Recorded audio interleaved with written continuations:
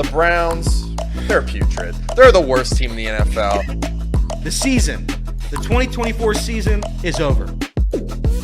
Lamar Jackson can't win the playoffs. He'll win a third MVP, though, so that's great. Drew Sample is the most important piece of the Bengals offense next year. Go Joe Burrow. He deserves to be MVP. I wish he was the Browns quarterback. Kind of mean that. If you're looking for the most reactionary, silly, and unserious show on the internet, then you're home. Live from Hamilton, Ohio, it's Off the Bench by Chatterbox Sports on 1410 ESPN Radio. Off the Bench, presented by United Dairy Farmers. Welcome in. I hope everyone is enjoying this very rainy Wednesday. Of course, that means if there's rain, that means everyone has to drive 25 miles per hour. I hope if you are listening to this on the radio later on today that you are not actually slowing down your speed and just being a miserable driver and ruining everyone else's day like everyone ruined mine to start today on the long drive to Hamilton, Ohio. But welcome in. I'm fine. I'm in a good mood today. Let's rank our drives. How far do you drive to here? So it's about 40 minutes. 40 minutes. So mine's about 43 usually. Wait, hold on. You are like in Cincinnati. Oh yeah. Well, I'm in Sailor Park. So if you don't know, I'm not. It's not like I'm driving like significally further than anyone else. I'm 40 as well. Jacob's a good 40. I think Casey's 30. So yeah, it's. So you walk here? Is that what you're saying? Yeah, I mean, I guess he gallops. He gallops. Jimmy's my next door neighbor, so it's the same drive. Yeah. So it's a long drive, and also every time this morning. So it's hard to explain. If you know what River Road is, you can say it. But there's a little Kroger on River Road, and leading up to that Kroger, there is a bridge. And this morning, my bridge, the bridge that was, I have to take it to get to the highway, it was closed. So then I have to go a different way, and I have to find out where I'm going. And then I get to Hamilton, and they still have that road closed where they've got that makeshift traffic light, and I deal with it every morning. I've just given up. I've tried to fight it, and I just give up at this point. I lose. You've succumbed to the traffic? Yes, I lose. Well, there is no win. I come from Kettering, where they decided to just blow every damn road up at the same time. You love those city workers. I mean, not these ones, and I have no problem saying that. Like, they're all rude. They don't know what the hell they're doing. I mean, they may get their job done, but they don't communicate with anyone on the road in East David Road that they tore up. They wouldn't even let us into our own place of employment, and then looked at me like I was crazy for trying to turn in to my place of employment, which I have multiple places of employment, but that's the key one right there that keeps me in position to do the other things I do. But let's get a more organized start to this show. I'm not going to let my anger derail things in the first couple minutes of it. It is Off the Bench. It is presented by United Dairy Farmers. I'm Justin Kidder. We got Jimmy Collins over here. Jimmy, you got the popped collar today? Well, it's not popped yet. Pop the collar. What do you got going on today? You look like you're about to go, hit some 18. I don't know what you're doing today. I would love to hit some 18. No, Rowback, baby. I got a Rowback polo. This new Rowback polo recently. Promo code. No free ads. Promo code. Q-Zips, hoodies, and polos. Yeah. Oh, it's I don't just have a promo code on Rowback. $95 promo, dude. It's on sale. Promo code take. But Casey didn't say the name of the podcast yesterday. Now we're giving out that promo. It's the first time I'm. Hey, Jimmy, forget you, right? Like, $95 polo. I like it. I'm sure it was $95. Yeah. I'm not sure. It was a birthday gift, so. Oh, you got a lot of birthday polos, dude. Like, I got two. Oh, two. Yeah. Well, there you go. Mr. Casey McAllister, good morning. How are you, sir? Good morning. I'm good. I'm good. I'm chill. I'm relaxed. I'm no longer angry. So. Oh yeah, he's all trying to things convince are us. good here. Joe Burrow's injury prone. Joe Burrow's injury. Are you still calm? I'm very calm. Very good. I won't Hulk out here today. Those anger management classes are working, my friend. Mr. Elliott Rearing, how are you, sir? Other than the ride-in, how about that ride-in? It was terrible, but thanks for asking. I do think it's a beautiful day. I like when it's like this, when it's rainy outside and the wind is blowing. Love it. It's much better. It's much better than the alternative, which is very hot and humid, and I'm sweating. So yeah, I'm having a great day. It's a beautiful day. It's 65 and a torrential downpour. Yes. Oh yes. just sit on the garage, watch it rain. Oh my God, I love it. I'll get in the hot tub later, watch it rain. It's beautiful. It's a beautiful day. Golfing weather. No, but I wish it was. We could do it. It's not though. We could do cart path only. Cart path only. That's golf the worst. stinks. I mean, that's the worst. Cart path only golf. You might as well not be. If it's cart path only, my ball never goes remotely close to the cart path. No. If it's not, it does. I try when I play cart path golf. The game completely changes. Instead of I'm trying to like shoot well, I'm just trying to keep it along the path. Right. That's it. That's the only objective. I play golf like an 80-year-old woman, just dink and dunks down the fairway. I've done friends of mine and I. We always do walking Wednesdays. So every Wednesday night we go to a local golf course in That's Dayton. crazy. But when you go to the That was golf good course, use of alliteration. I'm not walking a golf course. Well, it's walking Really? Wednesday. walking Have you ever walked a You golf don't walk No. on Tuesday. Really? They invented golf carts. Well, so here's the thing, though. No like camp either. They I'm invented with you. houses. If I show up to a golf course expecting to have a cart and then I don't have a cart or it's cart path only, it pisses me off and I'm done That's for fair. the day. I'm gonna have a bad round. But on Wednesdays, I know walking Wednesdays, I'm going to show up to that course ready to walk 9. Maybe we try to sneak in a couple extra holes, if there's still enough daylight. But I actually golf significantly better on walking Wednesdays for whatever reason. I think it's because I'm not sprinting up to my next shot. Yep. I have time to think about, okay, how am I going to, fix my first bad shot, this, that, and the other. But nonetheless, Jacob Tissett, how are you, sir? I'm great. The Reds keep winning. I'll be even better because I made a little oopsie last night. Big oopsie. What was your oopsie? It's not a big oopsie yet. It could be a big oopsie. Yeah. So the Reds won last night, real late. Real late in the night. 11 o'clock. I was tired. Brains off. Brains off. You win 2 games. What does that usually mean? Series win. Right. Did you So do it? I did that too a couple weeks ago. I tweeted Reds win the series. And obviously there are 2 games left against the Rockies. So if we don't win this series, Nail in the coffin. that's a big oopsie. I was at the game last night, and there was a couple jinxing moments. One moment, I sent it to Casey. When this guy snuck up from behind me and reached out for my shoulder, I'm like, who is attacking me right now? I looked up, and I couldn't have been greeted by a more handsome fellow. And I thought this was actually a good jinx. This was going to propel the Reds into victory. I ran into this legend right here. Look at this beautiful What a man. guy. This is Mark My Fetters. man. Mark Fetters is a staple of this chat. Legend. And he came up to me last night. He said he found me. I think I got a $2 hot dog. He's like, Elliott. So we took a picture. We have to take it, and we have to celebrate the Reds. I think he had great seats last night. But yeah, Looked like shout out to Mark Fetters. Well, I mean, what a guy. It always Great guy. brightens your day if I'm you just- get to meet Mark Fetters. Yeah, Mark's never asked me. We've been at countless games together at the same time. He's never come up to me, but it's okay. Just I've a yet to chat meet friend. him, too, Yeah. so Just a don't chat friend. He's just a for chat Jimmy. friend for me. He's a real life friend for Elliott, Sometimes a chat friend for sends me Correct. gambling. He's my pics. real life friend. I was prepared for no one to say anything and just have that awkward silence after he said that because I looked at you guys like, are you guys going to like? But if he's helping you win some money, then I'd rather have that. That's to be right. honest, as far as I'm concerned. You'd rather have money than friends. One more thing. Again, well, it depends how much money. That's right. So Kirby yesterday on our show, we didn't talk about this yet. Kirby yesterday on the show gave out 2 home run picks according to his good friend, the ballpark pal. It's his good friend, I guess. You could have just said his good pal. Good pals. And Kirby sent out. I got two winners for you. Steer home run, Stephenson home run. What do they both do? Hit home runs. Did you combine them? I did not parlay I them. I wish. bet them straight, which is the biggest joke I've ever had. I always parlay things. I parlay things that should never be parlayed. And I didn't parlay those 2 because I was like, you know what? They're both terrible bets. I'm not going to win. You're still waiting on the second leg of a live Orioles minus 700 money line, and that's Yes, I am. Kansas men's basketball championship. Correct? That's correct. Yeah, That's what I correct. thought. That's correct. Crazy I parlay. parlayed a live Orioles result a couple weeks back with the Kansas men's basketball to win the championship. I'll expect to see that winner in roughly 11 months. That might be one you forget about. And Yeah. check your account like, oh damn. Oh, it's fuck. definitely one I'll forget For about. thousands of dollars. No, that's the best part. It's for $5. So you will win. Like, Well- of course, for a payout like that, that's the one that you'll hit. Yeah, so like if I were to win, I'd win $60. Oh, I thought you said you Well, would it's He only win put five. five I put on it. 5 on Okay. it to win 60. But that's fine. That's But anyway, that's shout out guess. to Nick Kirby. He won me money last night. Me too. And Jacob and Jimmy. Yeah. Casey didn't ride. I texted Kirby last night now because this ballpark pal that he's been sending us has just been I've been killing it with these home run bets. And I asked him, like, is it always like this? Do you always make this much money? He said, no, to be honest, you're getting kind of lucky. I was like, Kirby's getting mad. I was like, okay, thanks. So he needs to be asking you who you're picking as far as that's concerned. But yes, there was no shortage of home runs hit last night at Great American Ballpark, and it was a game that was, of course, hit by a slight rain delay. Slight being how long, of course?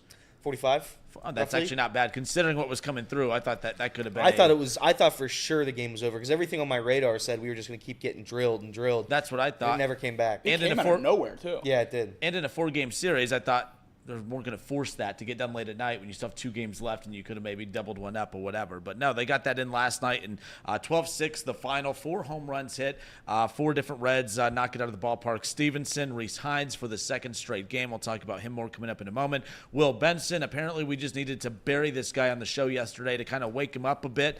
He came alive, his bat came alive, and of course Spencer Steer as far as that's concerned. One of my favorite aspects of last night's game, of course, was the fact that, of course, the contributions from the 7, 8, and 9 hitters. The 7, 8, and 9 hitters go 7-13, 2 home runs, 6 RBIs. I mean, that's that. I mean, when you get that kind of contribution from the bottom of your lineup, in a night like last night where it was just rainy, Nick Lodolo didn't have his best stuff. It gets interrupted by the rain delay. I mean, what did the Reds have? They had to use 7 different pitchers last night. Of all nights for the Reds, who are an offensive, deficient team, for their offense to come alive last night on a night where they had to use 7 different pitchers and they gave up 6 runs, that was the night where they had to find and grind to get a win, and they did that.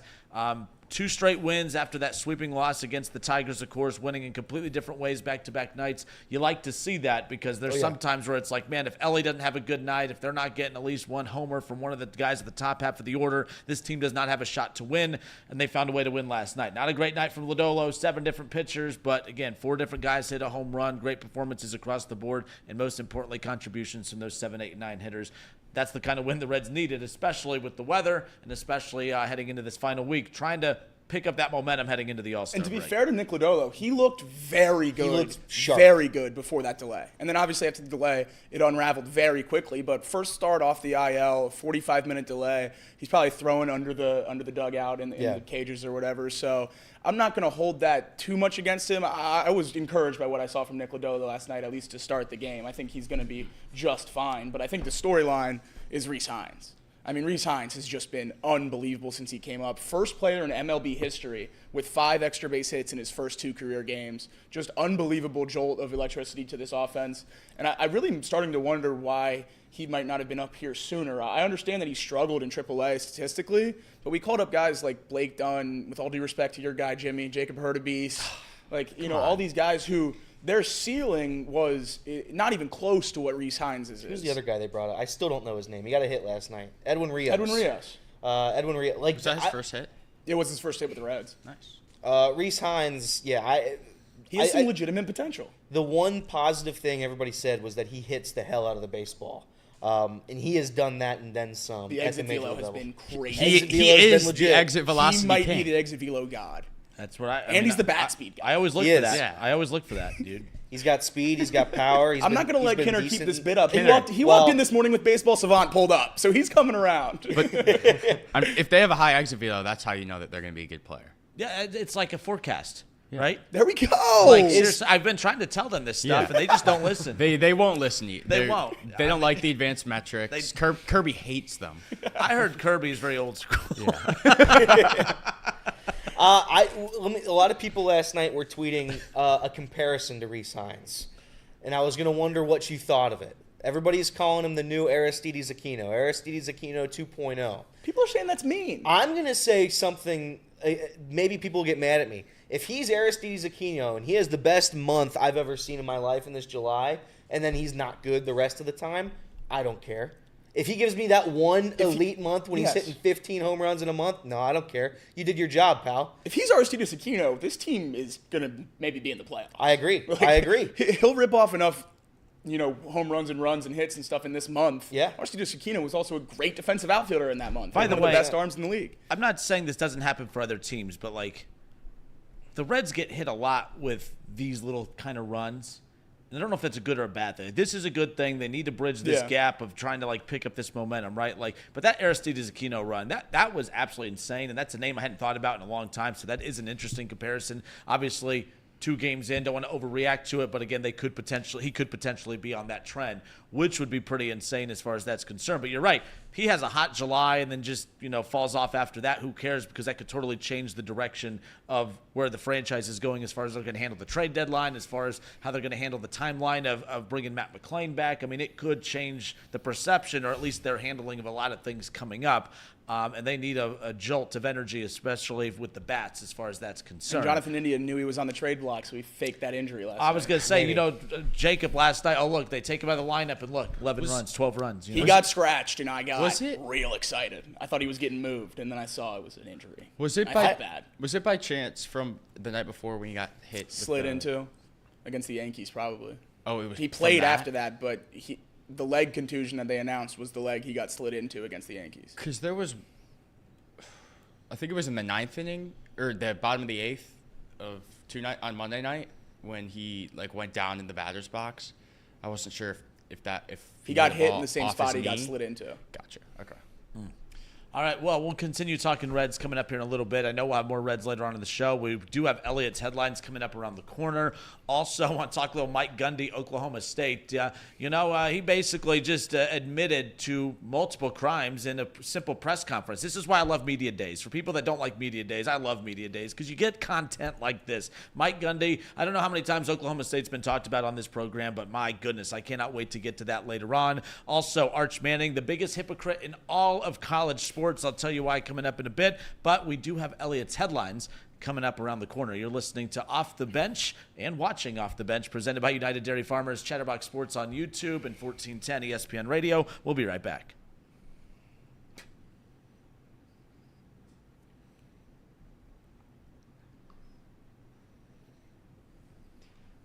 All right, and we are back Off the Bench, presented by United Dairy Farmers. We appreciate everyone tuning in and hanging out on Chatterbox Sports on YouTube. Of course, Mark Fetters, we got a chance to put a face with the name last night, right. so that's pretty cool. So in radio, this happens a lot. I always, whether it's a caller, I'll never forget, there's a caller named Mikey, and he calls in with this really high-pitched, squeaky voice. And him and I've had, he called me a fat ass one time on the air. He got so heated. I'll have to play the audio for you. It was the most heated argument I think I've ever been in on the radio, right? Like, he just was calling me names. I'm calling him names, real professional stuff on my end. But when I met him, he looked nothing like how I anticipated him looking at all. That is kind of the cool part. But sometimes it works in reverse. I've had people say, I thought you were a lot taller. I thought you look a lot different. You're definitely not how I thought you looked, just based on how you sound, and they have that look of disgust on their face. So it also works in reverse at the same time. Was he a nice guy? Mikey? Yeah. He's a very different guy. Very different guy. He was nice. That's a no. That's a no. Well, it's because a lot of times, the people that have followed my show the longest and have been the most loyal are also the guys that have also hated my guts to start. Most of the most loyal listeners is because we get it back and forth and we end up meeting. Then they find out I'm not that bad of a person. That bad. I see. And then, it carries on. So there you go. But shout out to Mikey if he's listening. But That's my guy. Elliott hates everyone until he meets him. Correct. That is my method. I probably don't like you until I meet you, and then I'll love you forever. And that's the way to get Thanks, through Elliott. life. Yes.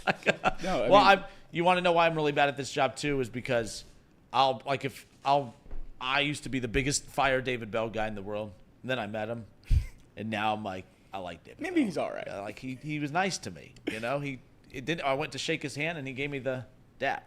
So Jake Fraley came on my podcast one time. I'll never say a bad word about Right. Jake Fraley. You should get Jake Fraley's dad on your podcast. Well, he might actually would do do that. it. I think he might actually do it. Fraley's dad, we're getting him on the show. that would be That's incredible. the goal. We'd get him in a lot of trouble because we just encourage it. I think Go I would ahead. just say, what do you think of David Bell? And Yeah. he would just go for 25. And then we'd be like, all right, good interview, Mr. Fraley. Mr. Fraley. Mr. Fraley, live here on Off the Yeah. Bench, presented by United Dairy Farmers. Hey, you know what time it is? What? It is time. 10:21. Oh, thank you for that. But it is time for Elliott's headlines. Elliott loves three things: Joey Votto, David Bell, and leading off the bench with top headlines. Boom, boom, boom. Here are your headlines of the day. Again, not many headlines, but I'm going to read them anyway. The Reds, as we covered, they win 12-6 over the Rockies. 13 hits by the Cincinnati Reds, including a 5-run second inning and a 4-run seventh inning. Spencer Steer hit a 2-run home run, added 2 walks. That is now 4 home runs in his last 7 games. Elly De La Cruz added a double and a walk. Tyler Stephenson went 3 for 5 with 3 runs scored, 2 doubles, a home run, and 2 RBIs. That is the first 3 multi-hit game of his career, per my source, which is Jacob. Edwin Rios. My source is the Reds' Twitter. Correct. Edwin Rios got his first hit of the season last night, added a walk as well. Rece Hinds is batting .625 through 2 games of his young career. He added a double and a triple and another home run. The rare single shy of the cycle. It was 113 miles off the bat, 113 miles per hour off the bat to deep left field. It sounded like legitimately a firework. That's how electric it was. And I will give every once in a while I have to give John Sadak credit. I did like his call of it. He was genuinely shocked. He just screamed out destroyed, and it was very funny. Was cool. So good for Sadak. Santiago Espinal added 2 hits as well.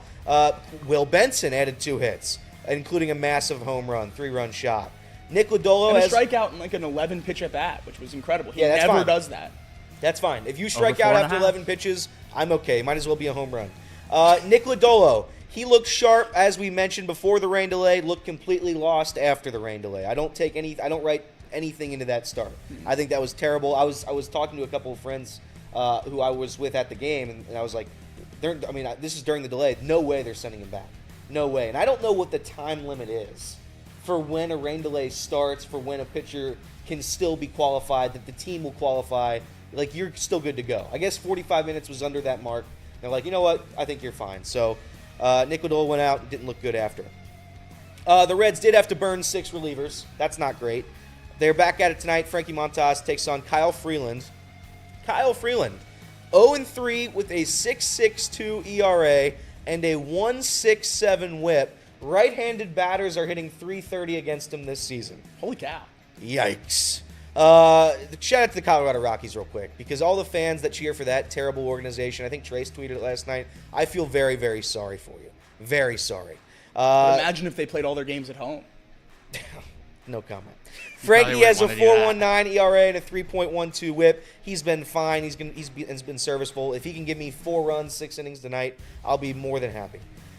Around the league, the Chicago Cubs, they obliterate the Baltimore Orioles last night, winning 9-2. Jameson Taillon and 3 relievers combined for a 5-hitter. I saw that headline. I was like, what kind of headline is that? Taillon and 3 relievers combined for a 5-hitter. That's So an the actual bullpen headline. and the starter pitched a baseball game. Yeah, correct. I saw that typed up on Yahoo Sports, and I'm like, you know what? I'm going to put that in there. Harper and Schwarber, they returned to the Phillies lineup last night. They destroyed the Dodgers 10-1. Wheeler had to leave early, though, with back stiffness, and Trey Turner did mash a grand slam. Trey Turner's been on fire. Guardians, Don't care. Shouldn't be starting. Well, Guardians led 6-0. In fact, since you started that take, he has been legitimately the best player in the planet. But it still doesn't matter. He's played 50 games. I agree, which is why I don't think Paul Skeens should be in there. Fair. But anyway, Guardians, they led 6-0 over the Tigers, but Detroit, the scrapper fighters they are, they clawed all the way back to tie it at 7. Unfortunately, Cleveland won it in extras. Jimmy. Yeah, I mean, it was a good game. I went to a movie last night, so when I Which film?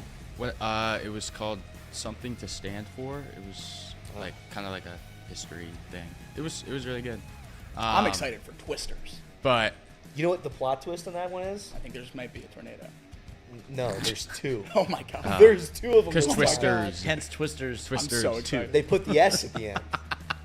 They So I right, went Jim, in. thanks. Sorry, They Jim. were down 6-0. I was like, that's a shame. I guess our little miracle run comes to an end. And I come out and they're tied 7-7, so I got all excited. Game goes to extras.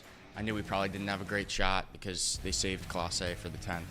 So What the that's hell movie is this? that's never good. Is this even a movie? Yeah, Something to Stand For with Mike Rowe? yeah, it was good. Was it just like a documentary Mike type Rowe. thing? It was like a documentary. That's what it says. I love Mike. It was good. Where, is this that's in a theater? Yes, people paid to go. I saw it in the theater, How crowded was that theater? like half full. Isn't Mike Rowe Dirty Jobs? Is it? Yes, Goat. How about this? It's got great reviews, 80%, 98%. it was really. I think it would really inspire you. You would want to run through a brick wall after you saw it. I don't go to movies to feel inspired. No, I I want watch to 'em. laugh, cry, or be like, ooh, that blew up. Yeah, I watch them for the multiple tornadoes. Moving on, though. Thank you, Jim. Thank you for that. Well, review. Destruction. What- they're playing better after they've won 4 out of 5 because remember they swept the Reds. So Dude, that was a cool transition. He went to the movie to doing a Tigers little recap. You interrupted with the movie. He talked on the movie, and then he went right back to the Tigers, and then right back to Elliott's headlines. That was a great transition. That was good. That was the stuff that people like train for. Handled on it the like a radio. pro, dude. Yankees, they lose to the Rays 5-3. They've lost now 17 games in their last 23. That's tough. Good news is for them, they're probably still going to make the postseason. Nationals trailed 6-0 heading into the 8th. They fought back and lost 7-5. Jose Quintana tossed 7 innings of 1 hit, 5 strikeout baseball. Another gem for the Mets starter. Athletics, they took a 2-0 lead in the top of the first inning. and then they trailed 11-2 after 2 innings. So tough. Red Sox scored 11 in the first 2 innings, including an 8-run second inning, and coasted from there. Got a little testy at the end, I guess, because the Red Sox turned off the Jets. Pirates blew out the Brewers 12-2. Joey Bart hit a grand slam. Palacios, Reynolds, Tellez, and Sawinski all hit home runs in that game. Giants, they scored 2 to walk off the Blue Jays in the 9th. And finally, this is some interesting news. Casey changed my headlines. Some interesting news out of the Dominican. This broke yesterday. Wander Franco has been formally charged with sexual abuse and sexual exploitation against a minor. Turns out he was a bad guy all along. Tough. That's not a plot twist. I think we've kind of seen that. Well, listen, if there was ever any doubt, there is no longer doubt. That's just a bad person. And people point to the Rays rebuild as like not quite working because it didn't work out. Yeah, like if your star player you give a max extension to goes to Dominican jail for the rest of his life, that kind of shoots you in the knee for rebuilding your organization. If only there were red flags, just saying. Yeah, if only. If only. Could you imagine? That's not like, again, it's horrible. Anything that guy did, horrible. Could you imagine the Reds having something like that happen where you pay a player, your franchise player, and something like that happens? Well, that's horrible. A prime example, and I'm not comparing because Trevor Bauer was not found guilty of anything, right? But a prime example, if the Reds would have extended Trevor Bauer and given him just this major contract, and what happened with him with the Dodgers, it would have crippled the Reds. Absolutely. Like the Reds would have just been absolutely destroyed. The Dodgers, I mean, people forget that they even made him. They made him the highest paid pitcher in the history of baseball. Yeah. And I think they got maybe 2 starts out of him. I don't even think it was 2. I think it might have just been 1. And then he has vanished from baseball. They're responsible for a good chunk of that money still. And it's just absolutely insane how the Dodgers have won a World Series since. They just have kept on trucking. It hasn't impacted them at all. So to your point, Elliott, yes, like a franchise like the Rays, like the Reds, these small market, you have to hit on these guys. You cannot miss, and that's devastating for the Rays as far as that's concerned. Nick Kirby put in the chat a little less fun nugget about Kyle Freeland. What? Did you see his chat about Freeland? Is that what you're reading? No, I was gonna do. So I see. Kyle Freeland gave up 17 earned runs in his first 2 starts this season. Then he missed 2 months with an elbow injury, and since then he has a 1.37 ERA. So maybe he's not quite as bad. If they lose tonight, are you going to start to worry a little bit about your tweet? No, because we'll win Game 4 that I didn't know existed. They won't. They got to win tonight. They're not winning Game 4. They don't win day games to clinch a series. Oh yeah, no, we're going to be streaming it too. There's no way they're going to win. Zero chance. Did Bauer, as the segment winds down, I'm sorry, did Bauer get paid or did they get off scot-free with that contract as well? I think he got a chunk of that, but I thought that's a good question. I have to go back Kirby, and speak. Kirby says they only paid Wander a couple mil, so they didn't. I'm pretty sure there's a clause in there where if you become a felon, you don't get your money. But Bauer wasn't convicted. I know, that's what I'm saying. I don't know what the rules were for and that. Bauer too. A good chunk of that was fully guaranteed. Now I'm curious, the fully guaranteed if it has that clause too, as far as that's concerned. I mean, not trying to make jokes of this like the Browns situation with Deshaun. If more stuff comes out, they are able to get out of that fully guaranteed contract as far as that. So even the fully guaranteeds, there's always little clauses at the bottom in the fine print as far as that's concerned. So, but yeah, nonetheless, was that the that is the final? Actually, Jim, what happened in soccer yesterday? I forgot to write that down. Argentina beat Canada 2-0, and Spain beat France 2-1. Whoop, whoop. So Spain advances to the finals of the Euros. They'll play the winner of Netherlands and England. I believe that's today. I'm assuming it's today. I'll double check for you. I think it is today. It is today at 3 o'clock.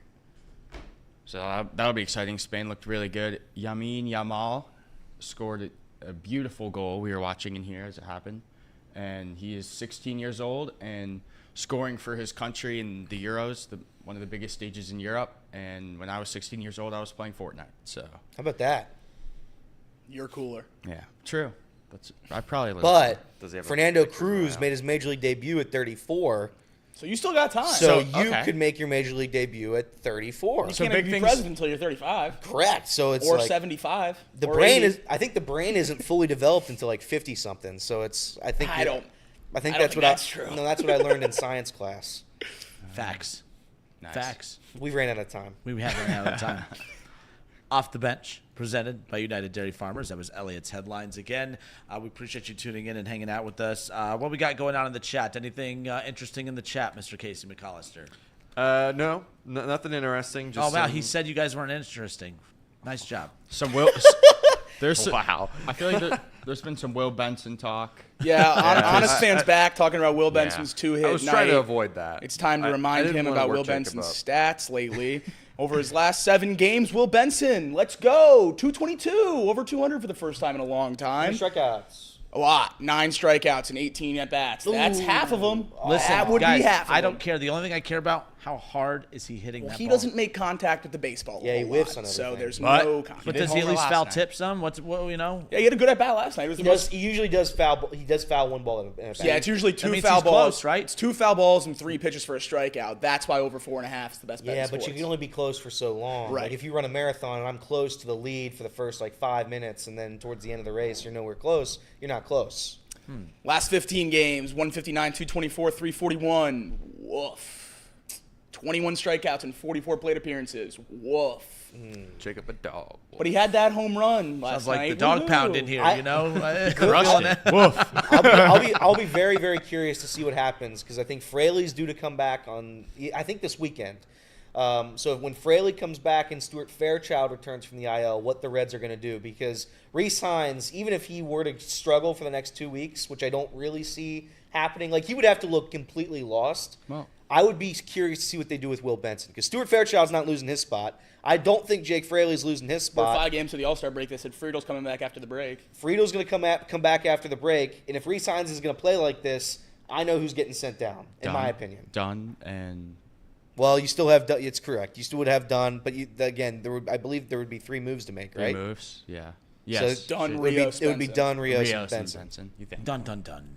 But Yeah, I mean, you can't really send Hines down. Well, here's the no, problem. you cannot. He's sick. Yeah. Here's the concern I have. That's my analysis. If Rece Hinds continues this tear throughout this weekend and they close out the series against the Marlins, I hate the All-Star break. The All-Star break always scares me because Elly and everyone was playing great heading into last year's All-Star break, and they didn't come out horrible, but they never really reached that peak again that we saw them playing at as far as that's concerned. So it scares me when young player, really any player, but especially young players like Rece Hinds, when they get on a roll and then you just get that week off for the All-Star break. And then, you know what I mean? That just kind of changes the vibe of everything. So teams like the Reds need the break with how banged up they are, but at the same time, I always worry about that. You want to be playing your best baseball heading into the All-Star break, but sometimes that could be scary because you take that momentum into just a 5-day hiatus. It's hard to pick that up again. But we'll worry about that problem later. Correct. That's something we need to stretch that out next week. Write that down. We Yeah. need to stretch that out. That's a take for next week. We Got need it. all the I'm takes in writing the it. world I'm for writing next it. week. Hey, so Arch Manning, biggest hypocrite in all of college athletics. We'll talk about that coming up. Plus, Mike Gundy, head coach of Oklahoma State. He has a very interesting punishment for one of his players who just recently had a DUI. That had everybody talking until he gave him something else to talk about. He's like Joe Burrow giving these people all these things to talk about, right? He gave everyone something to talk about when he basically admitted to a crime during media days. It was awesome stuff. It was very impressive how he just confidently admitted this like it was no big deal. We'll talk about that when we come back. Off the Bench, presented by United Dairy Farmers, 1410 ESPN Radio and Chatterbox Sports on YouTube.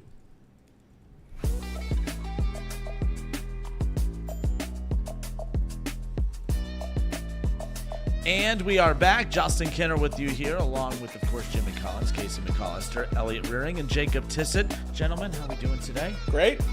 Yeah, I would say I'm about, if you had to judge it on a scale of 1 to 10, I'm probably at a 4. I'm like a 10 with college football on the ticker. I mean, if we 10. get to talk about college football, it's a 10? great You're a day. 10? We haven't talked about college football yet this summer.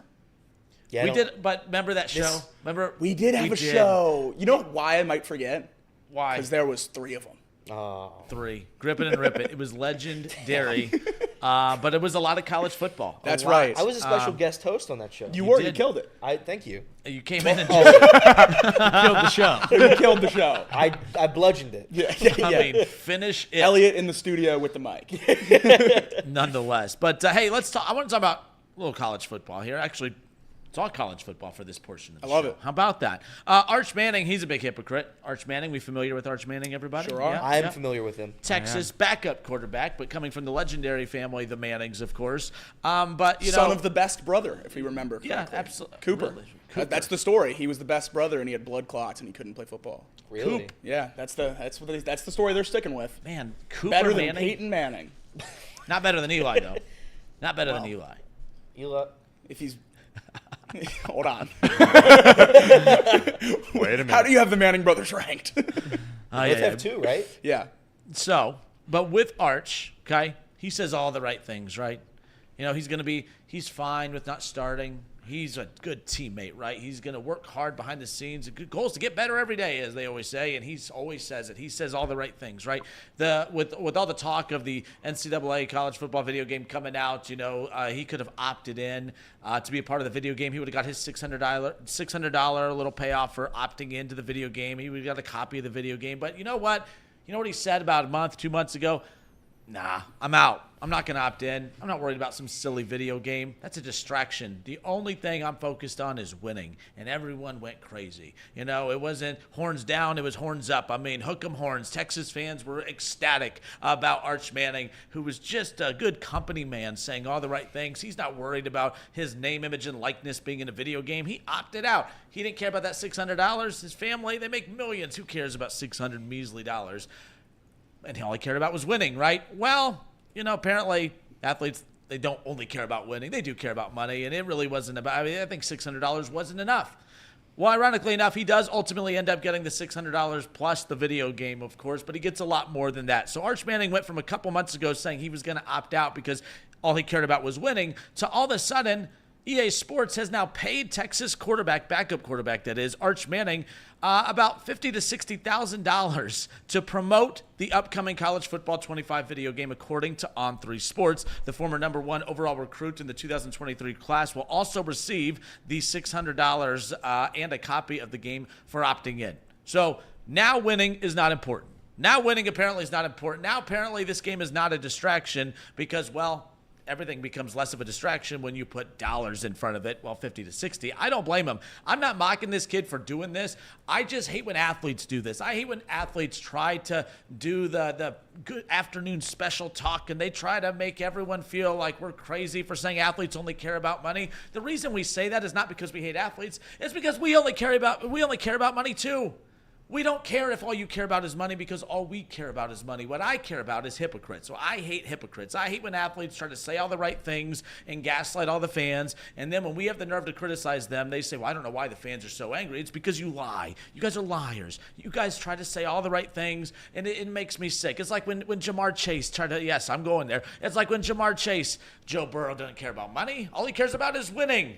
Which this isn't Joe Burrow's fault. This is why Jamar Chase needed to keep his mouth shut because he kept saying things that were making Joe Burrow look kind of silly. He doesn't care about money. He cares about winning. Joe Burrow knows what to do to keep Jamar Chase and T. Higgins in Cincinnati. Well, guess what? Apparently, according to Jamar Chase, Joe Burrow doesn't care about winning. And Jamar Chase and Joe Burrow didn't do a damn thing to keep T. Higgins and Jamar Chase in Cincinnati because he took every dime that was coming to him and became the highest paid quarterback in the National Football League.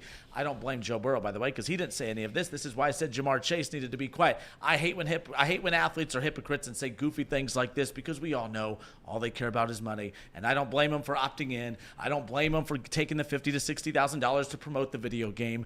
I just like pointing out hypocrisy with athletes, and I think he takes the cake. The biggest hypocrite in all of college sports, ladies and gentlemen, Arch Manning. I don't know if you're a hypocrite. I don't think he is, yeah. It's always been about money. It's always going to be about money. Money is the name of the game, especially in today's college landscape. These kids know that being a great professional athlete is a very difficult thing to do. It is the 1% of the 1%.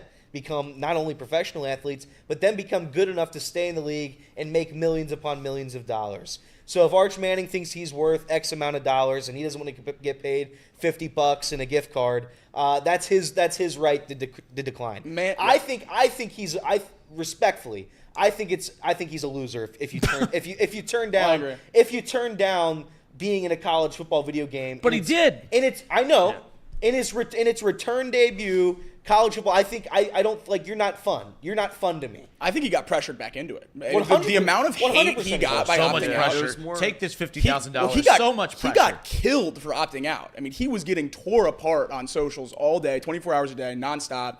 He was pressured back into the game. He acted like when he opted out that he was going to start this like big movement of star players not being in the game. You're right. Not a single other player opted out. That made his decision for him. You can't be the only guy sitting out there. The other thing, for EA's point of view, Manning's the most marketable name in that game.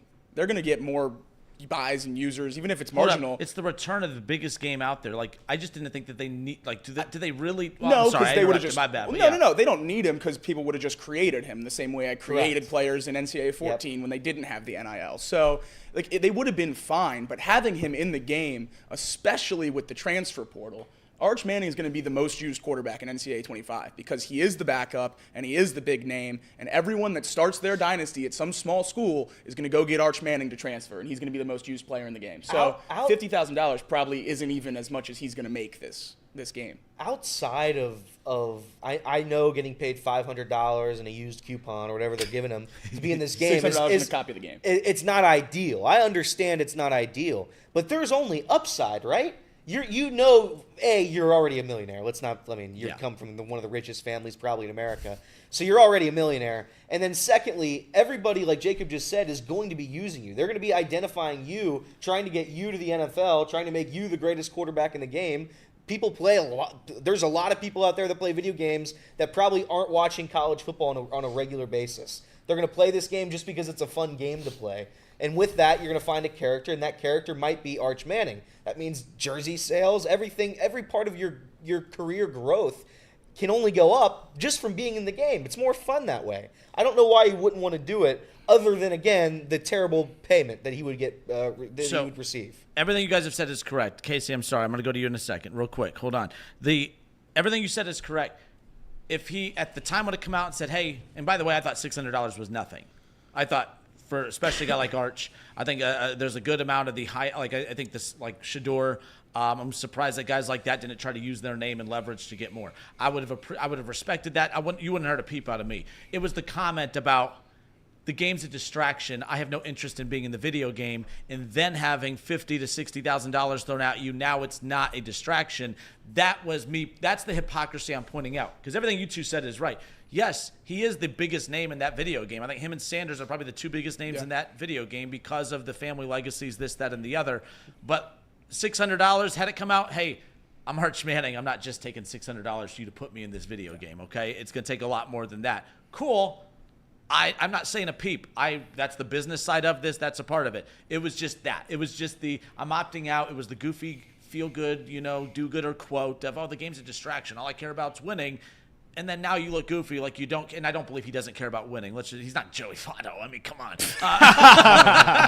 I'm sorry. You can't throw alley-oops to yourself. That's not allowed. That's not how you do You it. can't I get throw an assist off the for back. that? You're not Kobe. You can't do that. Do I get an assist for that? No. I threw it off the backboard and just slammed it in, dude. Angel No. Reese getting your own offensive boards. You're Thank you. sick. That's what that is. You're a sicko.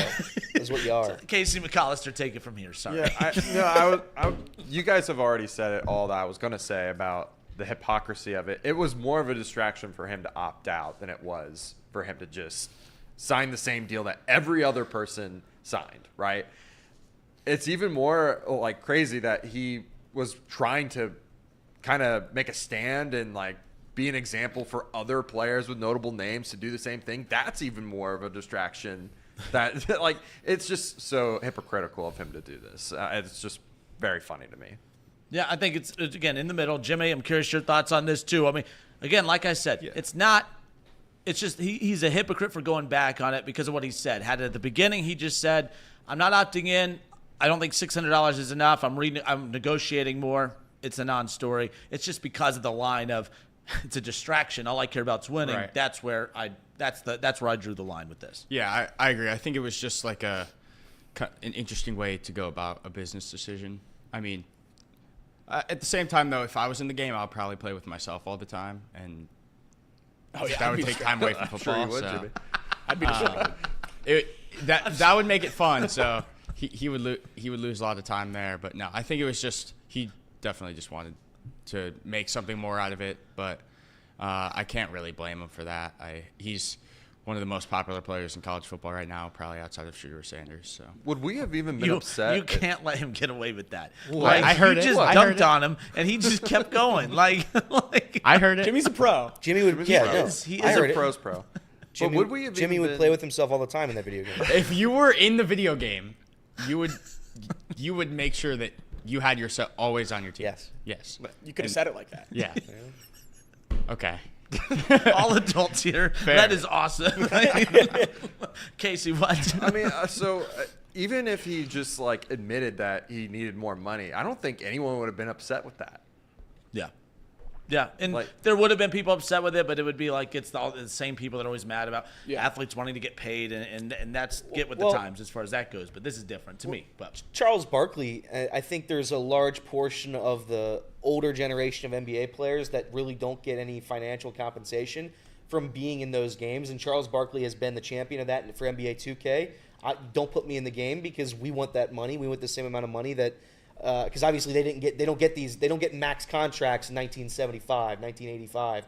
So he was trying to get that for his guys, for his generation of athletes. And again, we all understand that. I'm not gonna blame Charles Barkley for wanting more than $30 in a used coupon to be in a video game when he wasn't probably fairly compensated back in 1985, whenever he was playing, 1990. So, yeah, I have no issue with what Arch did. I don't think it's really even hypocritical. I think he made a wrong decision when it comes to the reason as to why he didn't want to be in the game. I think he was trying to be cute and make it a story, which would make him paint it like, oh, he's focused, he's locked in.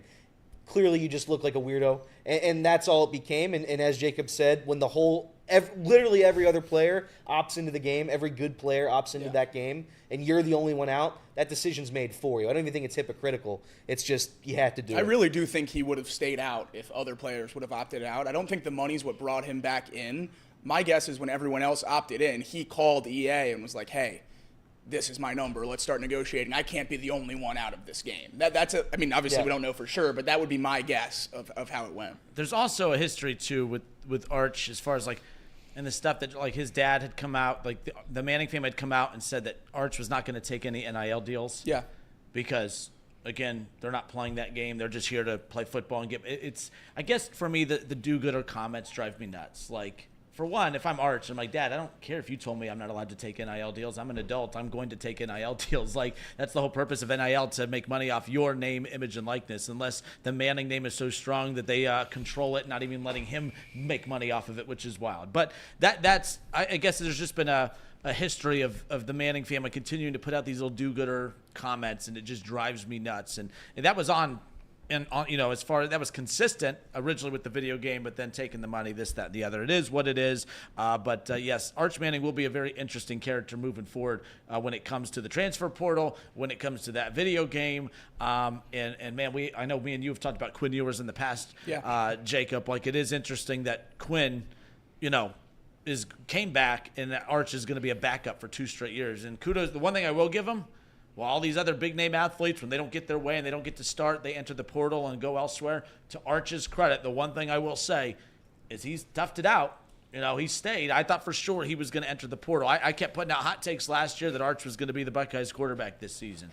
Not because it's Ohio State and I think that they get everything, but I do think that when you look at as far as what Ryan Day has done with quarterbacks, Arch would have been a perfect fit over at Ohio State had he entered the portal, but obviously he stuck out. He stayed there as far as that's concerned. All right, off the bench, presented by United Dairy Farmers. We'll step away for a few moments. When we'll come back, we'll dive back into some more college football stuff. This Mike Gundy storyline. I want to talk about this. Oklahoma State All-American running back Ollie Gordon II.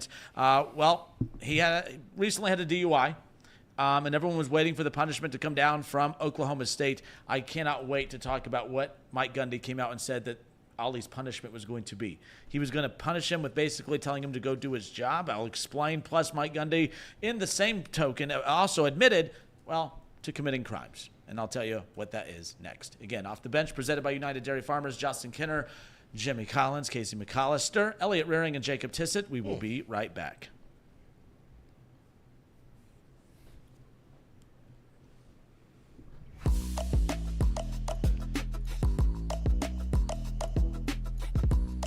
Oh, yeah. That's right. I do that every time. You're fine, dude. Well, You're fine. To be fair, Casey's we usually would try to do 4. So we do 4 Okay. segments. Well, it's your show. So it's 3. You've done 3. We, for a long time, did 4 segments. So that's why Casey thinks that. It's because we did 4, and then we'd go to the ads. And we were always late. We were always late. So maybe we should have been doing 3. Yeah. Also, too, though, I have a new process of how we outro these things now. Yeah. It's still a work in progress, but I'm so focused on just trying to get that part of it down. I'm getting it. It's No, getting you're easier, good. but I just don't even focus on what segment we're on. Don't call it my show. I don't like that. Don't Our call it show. my show. Skinner There and we Company. go. Kinner and Co. Yeah. But anyways, Your name goes first, though. I've no problem. Yeah, he made the logo for our 3 episodes. He made sure his name was first. Yeah, that was. Yeah. He constructed that rhyme and everything, so Kinner Well, I mean, had to go first. Well, your name, I made the rhyme, dude. It had to rhyme. That's why I didn't know it rhymed until the end. No, but yes. So after what? After 3, we're going after 3 now. Is that just okay? That's fine. All right, cool. All right, it's my show. Do what the hell It's I your tell show, you. yeah. Casey with whatever it is you do. Whatever it is you do. The Casey Minute. Pay the bills around here. That's right. Encore Technologies. They provide IT solutions for a data-centered world with a suite of services from mobile computing to desktop to data center, supporting both centralized and work-from-home computing modules to improve efficiency and Productivity. That's right, Jimbo. The path to innovation begins right here. Visit encore.tech. I've got this lovely bottle of water right here. Chat, it's Pawnee water. Made right here in Hamilton, Ohio, uses natural limestone filtration, unlike the artificial processing other brands use. The result being a healthy alkaline water, and some say the best tasting water in the world. Visit Pawnee Water at PAHHNIwater.com so we can buy this great tasting water. And the Game Time app. Guys, if you haven't done so already, please take the guesswork out of buying tickets with the Game Time app. Download the Game Time app today. Create an account and use code OTB for $20 off your first purchase. Terms apply. Again, create an account and redeem code OTB for $20 off your first purchase. Download the Game Time app today. Last minute tickets, lowest prices guaranteed. And let's take a look at some of those prices because I believe that maybe, just maybe, nope. Tickets are $3 today for the Rockies at Reds. Tonight at 7:10. The Dragons game, the Dayton Dragons game, is more expensive at $5. How are tickets available for the Dragons? They're sold out. Don't they just rope off all the seats that they don't sell? I don't know. That's I have no clue. I've heard that rumor for a Look, while. I've lived in Dayton for about 10 years now, and they're sold out. You can't get tickets, but every game I go to, I'm just saying you can find a closer seat. I got So you. you're woke on big baseball. Kudos to them. I mean, I should be proud of that, right? That's I right. do a show in that, but it's like you give all your tickets away, and then the people that want to actually buy the tickets, you tell them we don't have tickets anymore. I mean, okay, more power to them. This part's not on the radio, so I could do that now. That's fair. We got another update for Not on the Radio. Yeah. We do have another update for Not on the Radio. I think it's good that we don't put this on the radio, but But it is an important update. What did Deshaun Wander do now? Franco has been. There are talks of adding another charge to Wander Franco. This one, human trafficking. So he's looking at potentially life in prison now. What? So tough. What is going on? Yeah. Oh, yeah. It was 20 years with the talking to the minor, exploitation of a minor, and whatever the other one was, and then human trafficking is now apparently on the table according to reports, and that would lead to life in prison. Wow. Might be the worst person ever. Tough if you're a Rays fan. Tough if you're. I mean, That's if you're a fan of baseball. that's because Wander Franco correct. was a very, very special player, and he threw his career away for disgusting things. horrible, absolutely horrible. Human trafficking. You would imagine those charges couldn't get any worse. They got a lot worse. So tough. We'll keep an eye on it. See what happens. Other housekeeping items. Members, we will not be doing a box lunch today. We're going to do a watch along tomorrow. We've got some stuff in the studio that we got to take care of for events later on in the month. So sorry about that. We will be doing that watch along though tomorrow. So we'll make up for that.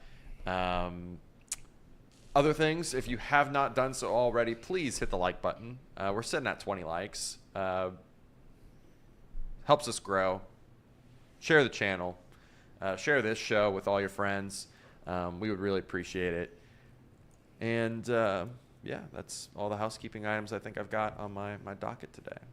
Back to you, Kenner. Yeah, we should fire Casey and hire Mouse Cop because I think he knows how to produce a show better than Casey. I'm just throwing I that agree. out there. He seems to. I don't know what he does for a living, but I hope he is as good at his job as what he thinks that we are at doing ours. Because he needs to be perfect at his job. That's true. Just throwing that out there. That's true. I I love appreciate this. Oh, no. everyone I love that. this. He just woke up the mouse. I appreciate Here he that comes. he tunes in and interacts every day, but it's like we see what you're saying, and I appreciate that, and we're seeing it. But you could say whatever you want, but so can I, and that's fine. But no, appreciate. Keep leaving the comments. Keep tuning in, but at the same time, for as horrible as you think this show is, you tune in every day, so we appreciate that. Let's go. We You appreciate that. You've just made an enemy. You've made an enemy. There's Listen, nothing tougher than a guy who hides behind a fake name on social media accounts and just attacks people for doing their Do job. we have So- something to Well, tell you? We're not on radio. We could tell you his name. Yeah, we know his government name. Is it Jimmy? It is. It's not me. You've uncovered the secret. Is it Casey? No. Is it, Reed? I mean, what's Reed doing out there? That's no one here. That's no one here. Well, he should be. He should be. All right. What are we back on radio? No, we're not. no, we got to do a 5 seconds of silence. Damn, that was a great radio bit, dude. Lots of bits. All right, tell me when to go back. Just everything's a bit.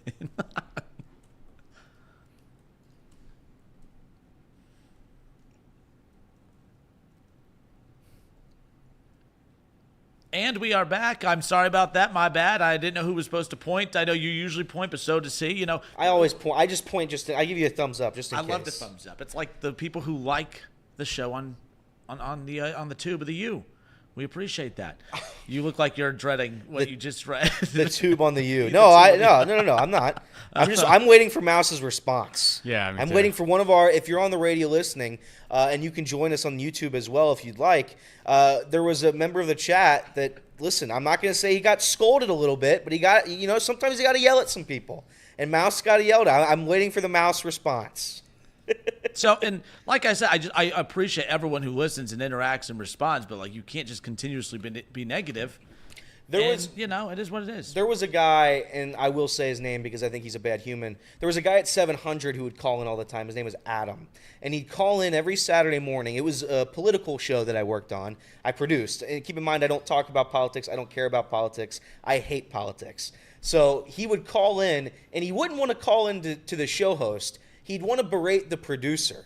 So he'd call in to me as I was producing the show, and I would say, "You're terrible. How do you let this on the air? What's wrong with you? I'm gonna find where you live." And it's like, what are you doing, brother? You got to have something better to do on a Saturday morning. So yeah, shout out to that guy, loser, Adam. We have another nugget of breaking news. Oh, The hits just keep I coming. know. Kawhi Leonard has withdrawn from the Olympics. really? He got dinged up in practice. He's withdrawn from the Olympics. That is the most Kawhi Leonard thing ever. Obviously, he wasn't going to be able to actually play this whole time, so probably good to get him out now. Get Caitlin Clark in there. I'm seeing Derek White. Is the replacement, but obviously nothing final yet. I'll keep an eye on it. Let you know if someone's What's that 17-year-old No Cade kid? Cunningham? What's that? No Cade Cade would be Cunningham? cool. I think you got to get some more specialized players. I think guys like Drew Holiday and Tyrese Halliburton are great because they're just going to go on. Drew's just going to defend, and Tyrese is just going to pass. And when you have LeBron James, Anthony Davis, Kevin Durant, all those guys that are dominant scorers, the Yeah. best of all time, So it's you like- need guys that can do the other things. So it's I like an think- actual team. Right. I rather think than- adding, a Kyrie Irving or something like that, another ball-dominant player who's a great scorer, probably not the best move for the U.S. as they already struggle with all the rule changes. But we'll see. I think it's a good addition for U.S. to lose Kawhi, as weird as that might sound. LeBron, 39 years old, and was voted as the best player on Team USA. Jordan, on his 39th birthday, scored 2 points with the Washington Wizards. 2 whole points. 1 + 1 = 2. Yeah, that's Good look for at that. MJ, the Look GOAT. at that. The GOAT. Because he won GOAT. 6 championships with a Hall of Fame coach and 3 Hall of Famers on his roster. Yep. And those are the only 6 years he played in. He never That's right. lost in the playoffs. He never missed the playoffs. And he never got suspended for He games. never. True. And And something else.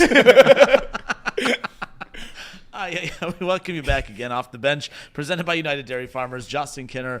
Obviously, we have Jimmy, Casey, Elliott, and Jacob off and rolling here on this rainy Wednesday. Talking a little college football. And so I found this story absolutely fascinating. Oklahoma State's running back gets hit with the DUI. Okay, so his name, their running back Ollie, he got a DUI in the offseason, and so Oklahoma State head coach Mike Gundy comes out and says, well, he was asked at Big 12 Media Days, well, what's his punishment going to be? Because a lot of people were kind of sitting back and waiting for the punishment to be announced, a suspension. Jacob, if you don't mind, while I'm doing this, pull up Oklahoma State's schedule. I'm curious if they have like a big game to start off the season right off the bat, because that might play a role in this too. But no suspension was announced for the DUI for the star running back. In fact, the punishment that Mike Gundy came out with and announced that he was going to be handed down to the running back Ollie, he's going to, carry the ball 50 times. He's going to run the ball 50 times. That's his punishment. He's going to do his job. Imagine you get in trouble here. Let's say our guy Elliott, big drinker, okay? All right? He gets a DUI on the way to work, okay? And Trace finds out. And Trace says, you know what you're going to do? You're going to host shows today. That's what you're going to do your job. Yeah. That's basically what Mike Gundy did. It's just great stuff. I mean, he said it too like it was a bad thing. Like, he's going to carry the ball 50 times as if like that's a bad thing. It's a lot of wear and tear on the running back, but that ain't punishing him. That's punishing you for when you wear him down for the back half of the season. I'd much rather just suspend him so he has a couple games off and is fresher when he comes back. Because Ollie Gordon's pretty good. Yeah, he's pretty good running back. Yeah. So what I'm curious though, because I'm like, okay, there has to be a big game at the beginning of the season. Like, I'm not going to sit here and pretend to be morally outraged because I don't think we always need to do a disclaimer of DUIs are bad. I think we all know that. I think a headline is, Kinner believes drinking and driving is good. And I'll never say that, and I don't think that. So I don't need to have stuff turned on me or anyone else as we talk about this. We know it's bad. A suspension definitely needed to happen, but it didn't happen. I find the humor and how teams go about justifying not giving what should be justified suspensions or punishments. But no, the punishment in 2024 for a DUI for an athlete in Division I college football is, well, you're going to do your job. You're going to run the football. And that's what Ollie's punishment is. Yeah. But I have a feeling there's probably a big game that they're really going to need Ollie for in the 12-team college football playoff era. Teams like Oklahoma State feel like they have an opportunity now because it's not just a 4-team, it is a 12-team.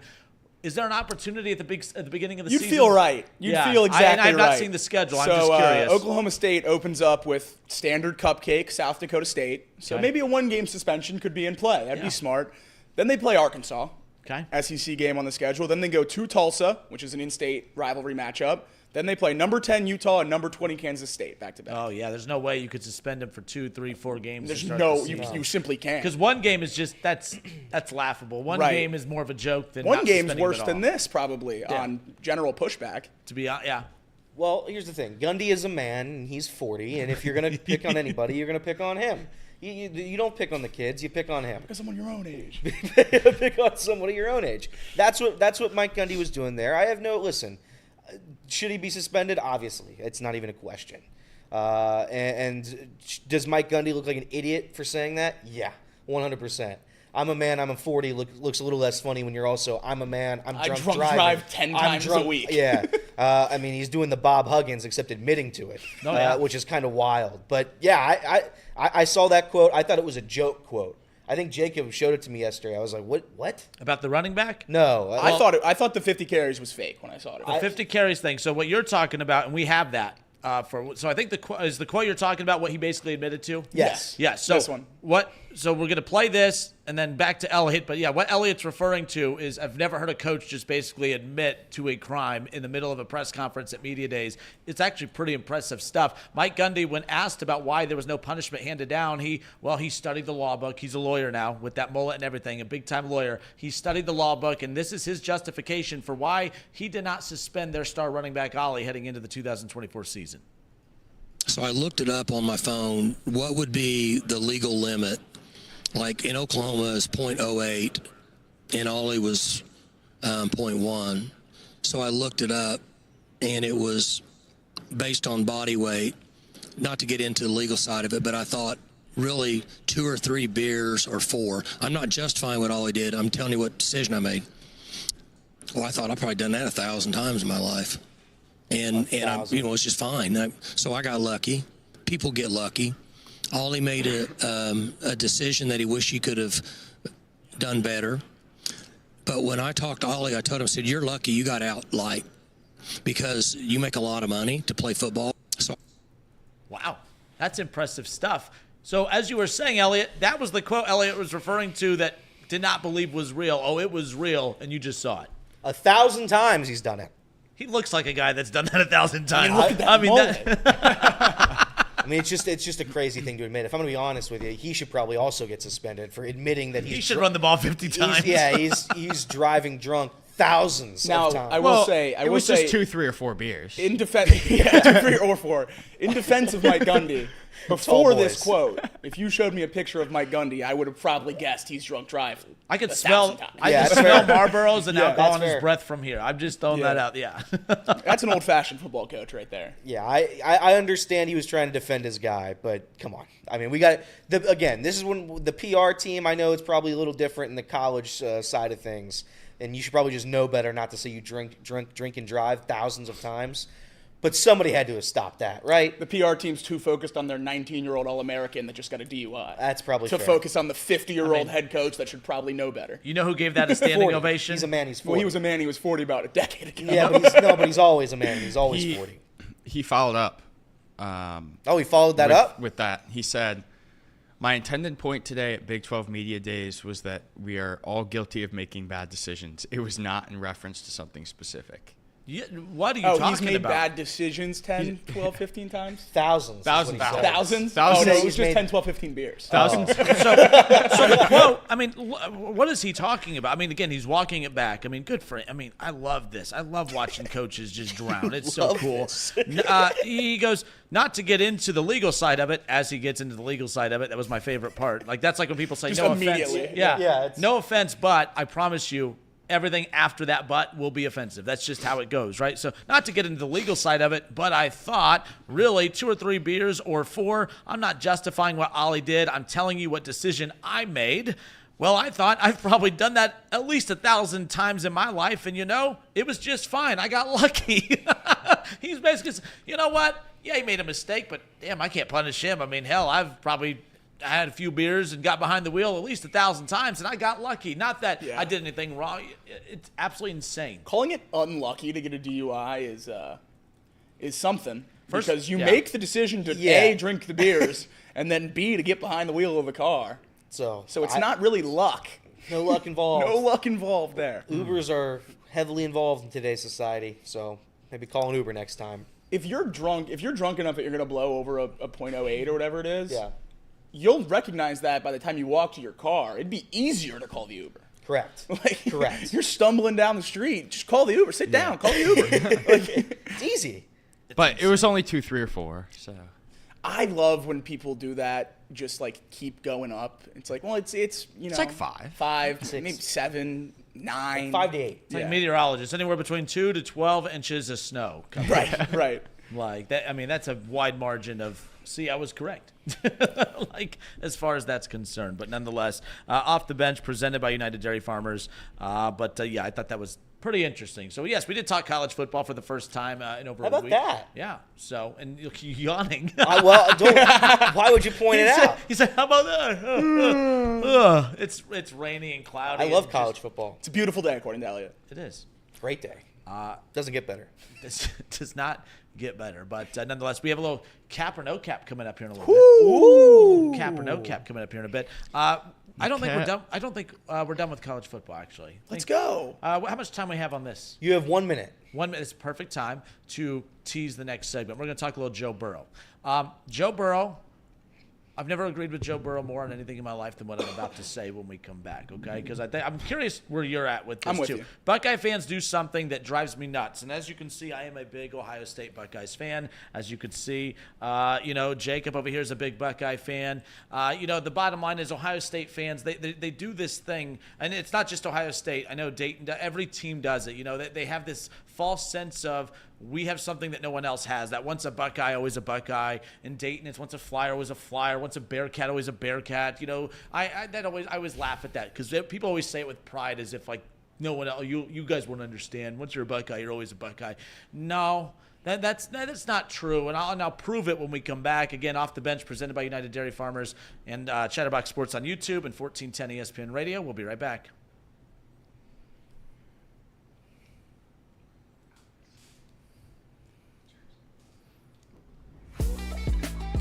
All right, we are back off the bench. 1410 ESPN Radio, Chatterbox Sports on YouTube. Justin Kidder, we got Jimmy, we got Casey, Elliott, and Jacob with you here. So yesterday, no free ads. The podcast that Joe Burrow sat in recently. Right. I mean, that thing, you could tell it's July because that sit down, I think I've seen 5 different major stories come from that one sit down interview. And that's what you do. And to be fair, Joe Burrow rarely, like he doesn't do those little hits often. Yeah. Like unless it's like a scheduled media hit, like in a press conference or something, or like, at the practice facility. Other than his Colin Cowherd deal with his and that podcast, was only 1 year. Right, but he's only done 4 podcast interviews other than that, and 3 of them have been with this podcast. So the fact that he's done it in July, this particular show, particular show. Yeah. Pardon? What? No, it's their takes. No, it's their takes. Oh. Okay. I'm sorry, Casey. It's no wonder he's angry when he comes in. But no, so it again, that's why. For one, it's July, not a lot of headlines, but it's also rare when Joe Burrow speaks. But Joe Burrow has been asked about this quite a few times. And I want to get to the clip here in just a moment. But Ohio State fans do this thing. And remember I talked about I hate hypocrites. And I'm sure I've been a hypocrite in the past, and I've hated myself for it. And whatever, we all move on. But Ohio State fans, you got to stop taking credit for Joe Burrow's success. Because there's nothing wrong. Like, Joe Burrow, when Urban Meyer, and I see this all the time, when LSU won the national championship, when Joe Burrow won the Heisman, when Joe Burrow became the number 1 overall pick to the Cincinnati Bengals, everyone ripped Urban Meyer, saying, Urban Meyer, I can't believe you just let Joe Burrow leave. I'm here to tell you right now that if we can go back and do it all over again, knowing what we know now, Ohio State still made the right decision going with Dwayne Haskins heading into that season. There is not one statistic that you can go back to that season where Ohio State picked Dwayne Haskins over Joe Burrow and say that Joe Burrow was better than Dwayne Haskins that season. That was not the case. All right, Ohio State had to make a decision for the better quarterback going into that season, and Dwayne Haskins was the better quarterback at the time. In fact, if you go look at the numbers, Joe Burrow was he wasn't bad at LSU that first year, but it was it was just a very average, if we're being polite. It was not very good. They had a 7 overtime game, okay, at LSU. Yeah. Joe Burrow, I think, did not throw for over 300 yards. You play full 4 quarters, you have 7 overtimes, and do not throw for over 300 yards. I'm not knocking Joe Burrow. I'm just saying, like, he wasn't that explosive quarterback that he turned into that second year at LSU, okay? The Ohio State Buckeyes made the right decision, and I'd say 99% of Buckeye fans that I remember during that stretch all had no problems with Joe Burrow transferring out, going to LSU. No one cared. We wish you the best, this, that, and the other. Then Joe Burrow goes on to have big-time success, by the way. Obviously, as we talked about, number 1 overall pick, wins the Heisman, leads LSU to an undefeated, dominant national championship season. You go back and look at that roster, you go back and look at the results of that season, and that team going down as one of the most explosive teams in the history of college football. No argument from here as far as that's concerned, and he led that, and that's ultimately what, heading into that season, he had a second-round draft grade heading into that last season at LSU, and ultimately becomes the number 1 overall pick. Special year, right? With that being said, Ohio State fans, no one was complaining watching what Dwayne Haskins did. Dwayne Haskins, Ohio State, they win the Rose Bowl that year. No one would have thought, man, if Joe Burrow was here, we would have won a national championship. No, because the problem wasn't Dwayne Haskins or Joe Burrow. It was the defense and all the distraction and all the other issues going on with Urban during that stretch, okay? But Ohio State fans, no one was taking credit for Joe Burrow's average year at LSU the first year. But the second year, oh, man, took a Buckeye quarterback to win a national championship at LSU. Typical Ohio State arrogant stuff. I could not get on board with that. I had to call it out. Not a fan of it. Even to this day, when Joe Burrow, when he has big-time success with the Bengals, what do you always see? Ohio State little message boards and all the fanboys come out. Oh, man, look, it's fun watching a Buckeye quarterback lead our in-state team, the Bengals, to a Super Bowl, back-to-back AFC. No. A Tiger did that. Go Tigers. A Tiger did that. An LSU Tiger did that. A Buckeye did not do that, as far as I'm concerned. And I hate when Buckeye fans try to take credit. Well, he was a Buckeye. Once a Buckeye, always a Buckeye. Well, how come we're not taking credit for old Tate Martell? All right? This is the Kev Nash and I's big joke over on the show in Dayton. Once a Buckeye, always a Buckeye, unless you're Tate Martell. Well, the hypocrites. Stop being hypocrites. If you can't support Tate Martell for being the average to below average football player that he was, because he went from quarterback to wide receiver to back to quarterback to irrelevant, all right? Like, no one was saying, man, Tate Martell, I'm a big supporter. Once a Buckeye, always a Buckeye. Nah, y'all didn't take credit for him. You didn't take credit for when he was a third-string quarterback at Miami. You didn't care about that. Well, man, a Buckeye pride, third-string quarterback, go Hurricanes. Hell no, you didn't do that. But Joe Burrow, Heisman winner, #1 overall pick, national champion, OH, baby. Hypocrites, all of you. Joe Burrow asked about, on that podcast that we may not speak of, he was asked about, well, what do you say to people who basically, ask you about your affiliation with the Buckeyes or say you're a Buckeye quarterback? Here's Joe Burrow and what he had to say.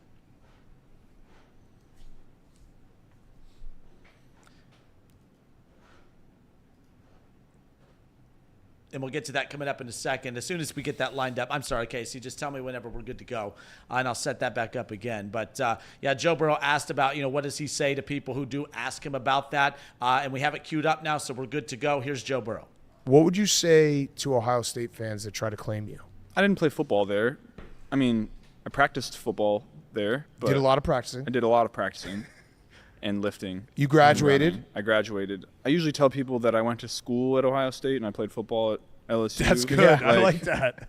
I got a lot better from practicing at Ohio State, but I didn't get to play, so I don't really say that I played there. I think that's a fair answer. I got to live the backup quarterback lifestyle back then, and that was fun.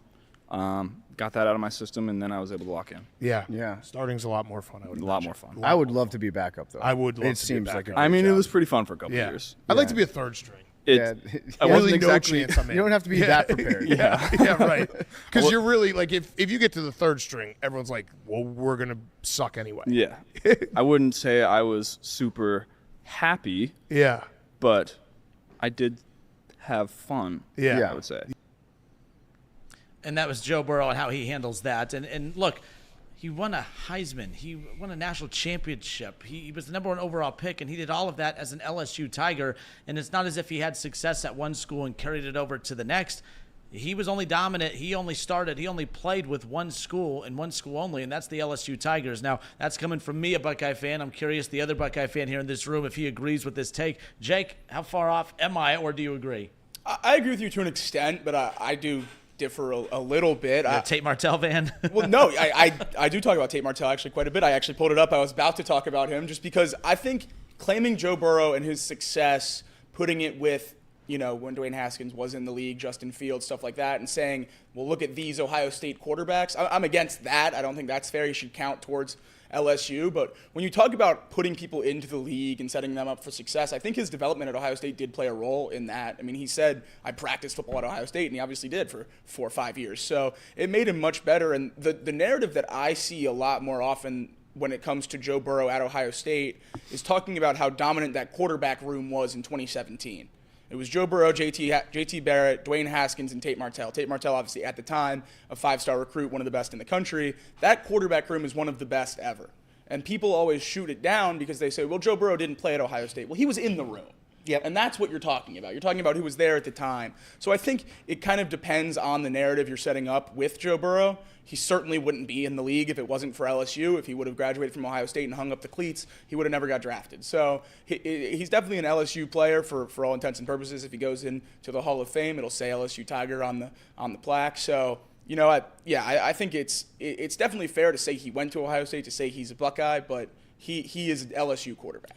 I have no issue with it until you can say it as a joke. Like that's as far as if I was a Reds fan, I'm like, Matt Kemp was a Cincinnati Red. He hated being here and he left after about 4 games.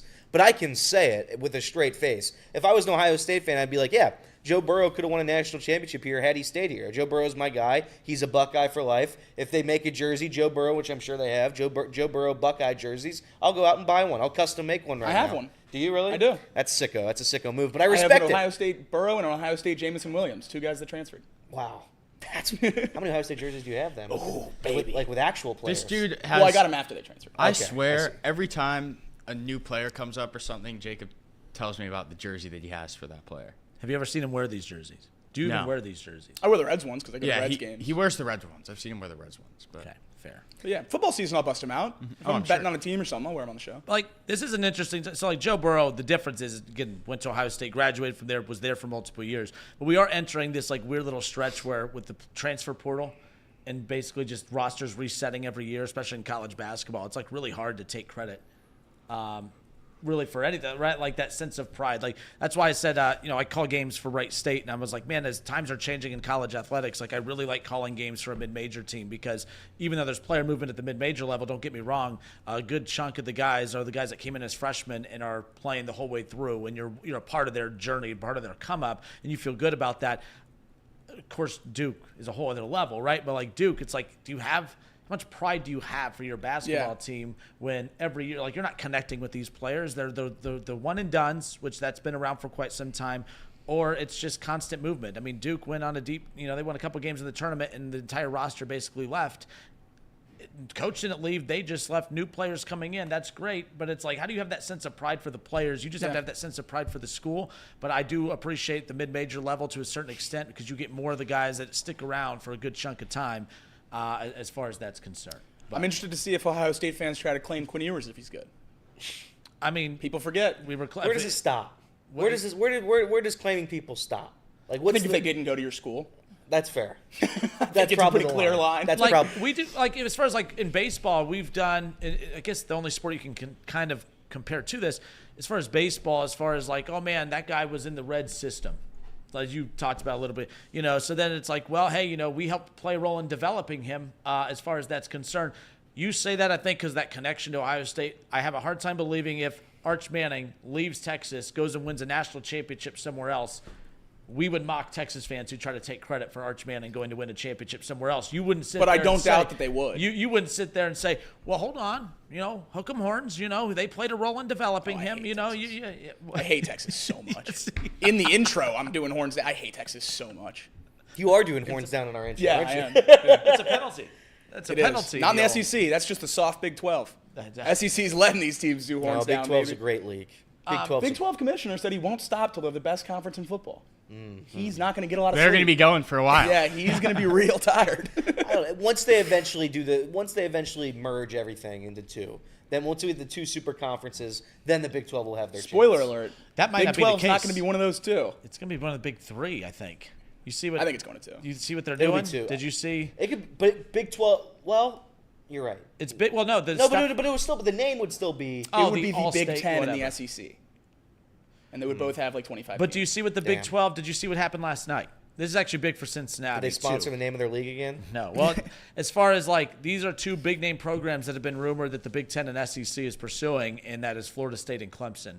Well, it came out last night, according to a couple reports, and again, yet to see it like from an ESPN or something like that. That the Big Ten, according to some of the academic statures, neither one is eligible. That they're not eligible for the Big Ten, and the SEC has no interest in Clemson or Florida State, which I found very wild. And it looks like the Big 12 that ESPN and some of the TV partners are kind of stepping up and trying to find a way to facilitate getting Florida State and Clemson to join the Big 12. The Big 12 is a very weird conference. It has a lot of very good programs in it, but they don't have a face of the program. They don't have a face of the conference type of program. You get Florida State and Texas, or Florida State and Florida State and Clemson in there. That's huge, and that's big for Cincinnati. That's like, imagine Clemson coming to play at Cincinnati. Imagine, obviously, Florida State or Cincinnati going there to play. That from a fan standpoint, that's pretty cool. But I think the Big 12 would benefit greatly from having those two programs join the Big 12. For sure, they definitely would. Those would be instantly the two most recognizable brands in the Big 12 at this point after losing Oklahoma and Texas. But I think that would just delay the inevitable. I still think we are headed to the Power 5 becoming the Power 2 with two major conferences like the AFC and NFC, and just playing an NFL season with a playoff and a Super Bowl, and these teams seceding from the NCAA. I think that's going to happen sooner than later, and the more these powerful programs disperse themselves among different conferences, it's just going to slow that down, which I think is generally bad for the sport. I mean, the Big Ten's in a tough spot now because Notre Dame, North Carolina, and Duke are really the only three big-name, power programs that are academically eligible to join the Big Ten. A lot of these other big programs are not up to the academic standards that are required to be a part of the Big Ten. And that's why Clemson has been wanting to join the Big Ten for a while now, and they simply can't. And Florida State wants to join the SEC because they can't join the Big Ten. And the SEC doesn't view that as a new market because they already have Florida in Florida. So I don't know why the FSU and Clemson wouldn't just stay in the ACC and wait this contract out and then join the Big Two conferences. Florida State's the biggest crybaby program out there, Florida rather State's than so Texas. soft. But no, sorry, Jimmy. Someone understands the sport. What are we slandering Florida State? Hold on. I interrupt Jimmy all the time. Jimmy, here's what I need from you, though. No, it's okay. Because you're so soft-spoken. Oh, thanks. I need you to own that mic. I need you to own that mic. And when you have something to say, you say it. Because us three especially, we just hit the mic and go. Mm-hmm. You come in soft, and then I watch you sit back. I need you to come in hard on that mic. I need you to interrupt Elliott. I need you to tell Elliott to shut up and say that you have a point. So say it with your chest. Tell me to shut up. Tell him to shut up. I want to hear it. I'm not going to tell him to shut up. He got me lunch yesterday. So. Oh, that's nice, dude. Yeah, it was very nice of him. Thank you. Don't shut up. Don't. But no, Jimmy, what you have to say? No, I was just going to say, where he was talking about Duke, North Carolina, and Notre Dame, I don't think Notre Dame's ever going to join the Big Ten. And I don't know if Notre Dame will ever join a conference unless they're forced to.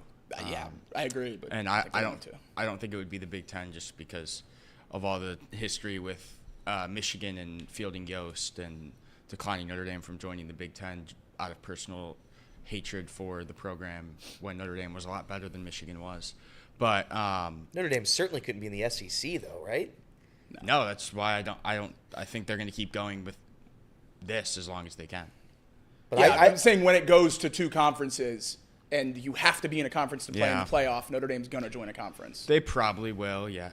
If it ever gets to that point where you have to be in to make the playoff, they would do it. But I think that's the only way. If you don't have to be in to make the playoff, they're never going to do it because they have NBC like a puppet. Oh yeah, and I think Jimmy, crazy. Yeah. Jacob and I going back to legendary show Grip it and Rip It. One of the legendary segments we did was it pissed me off in the COVID year when the ACC bailed out Notre Dame because everyone went conference. Just let them suffer. Yeah, let them bleed out and die. I would have watched. Yes, exactly. Yeah, that was funny. Notre Dame made the conference. Did he just interrupt me? I think so. Tell him to shut up. That was awesome. I love it. I love it too. I'm not even mad. I'm impressed. Keep going. I want you to keep going. Notre Dame football. So, anyways, Notre Dame football's first year in a conference, they made in a conference championship game before Michigan did. Nice. Yeah. How'd that go? Lost, but How'd the playoff go? Also lost. But I had a great You've won time a at the game. New Year's Six game though before, ever. Before, yeah. No, you haven't actually. 0 wins since it became the New Year's Six. Oh well, since it became the New Year's Six, yeah. Yeah, it's been 25 years. So with that, no, it's been a couple decades. It became the New Year's Six in 2015. Whatever. No, it's fine. But no, that 2020 year ticked me off because everyone went conference only during the COVID stretch. Correct. And I said if there was ever a time to strong-arm Notre Dame to force them to get into the conference, one of these conferences should say, okay, Notre Dame, you're obviously not going to be able to play anybody. You're going to have to sit 2020 out unless you obviously join our conference. But then the ACC wussed out and said, you could join our conference for 1 year, and then got him back out. And damn it, Jimmy, let me talk. All right, the bottom line is that if I'm Clemson, this is why they're a soft conference, and this is why they're folding. They could have looked at Notre Dame and said, you want to play this season, how bad? Because you're going to lose out on all that TV money because you won't have any games this year. You join our conference for 3-5-year contract, and we will gladly let you into our conference for this season. Otherwise, like Jacob said, we're going to watch you just bleed out and die. But no, they had to be soft, and they had to let them into their conference, and then they take a playoff spot, got the ACC some money for that, so kudos. Correct. And then they embarrassed themselves and lost, and it was just a mess. And now here's Notre Dame laughing at everyone, still continuing to count their money. But I'll always blame the ACC for why they're not in the conference. The Atlantic Coast Conference, home of Cal. True. And SMU. They Dabo. Notre Dame is also in the ACC for every other sport except for hockey. So, I mean, what are they going to do? If Notre Dame comes to them and says, hey, can we join you for a year? We're in your conference for every other sport. What are they going to do? Say no? Yes. Why? Because this is exactly why the ACC is soft. Because they showed that Notre Dame is bigger than the ACC, which we all agree Notre Dame is the case. bigger. Notre Dame is bigger than everyone else. They're not bigger than the Big Ten and the SEC. They're not bigger than the Big Ten combined as one. Right. But they're the biggest program. But you just said they're bigger than everyone else. And then they are. As they're bigger than everyone else individually. They are not the biggest brand in college football. They're not bigger than Alabama. They're not bigger than Georgia. They're not bigger than Michigan. Right. But, again, if Notre Dame wants to come to join the Big Ten or the SEC now, what are they going to do? Say no? Yes. No chance. They're not giving Notre Dame more money than the other teams in the conference, if that's what you're insinuating. No. So basically they have said no. But Because that's what Notre Dame has wanted. They basically said no because Notre Dame Dame's has wanted more money. They wanted to be the top paid team in the conference if they're going to join. That's what happened during COVID. And they said, no, you'll get paid the same as everyone else because you're not a bigger brand. But what I'm saying is if it gets to the point where Notre Dame has to join a conference and Notre Dame comes to a conference as like the Big Ten and says, okay, we'll put all that stuff that happened in the past and we want to join the Big Ten so we have the opportunity to compete for a national championship and we want to be a highlight brand in your conference, I don't think they're going to say no. No, you're right. That's why I think Notre Dame is going to have to do it. Because the conferences are in control of this thing. If it goes that way. I think when it goes to 16, they're going to have to.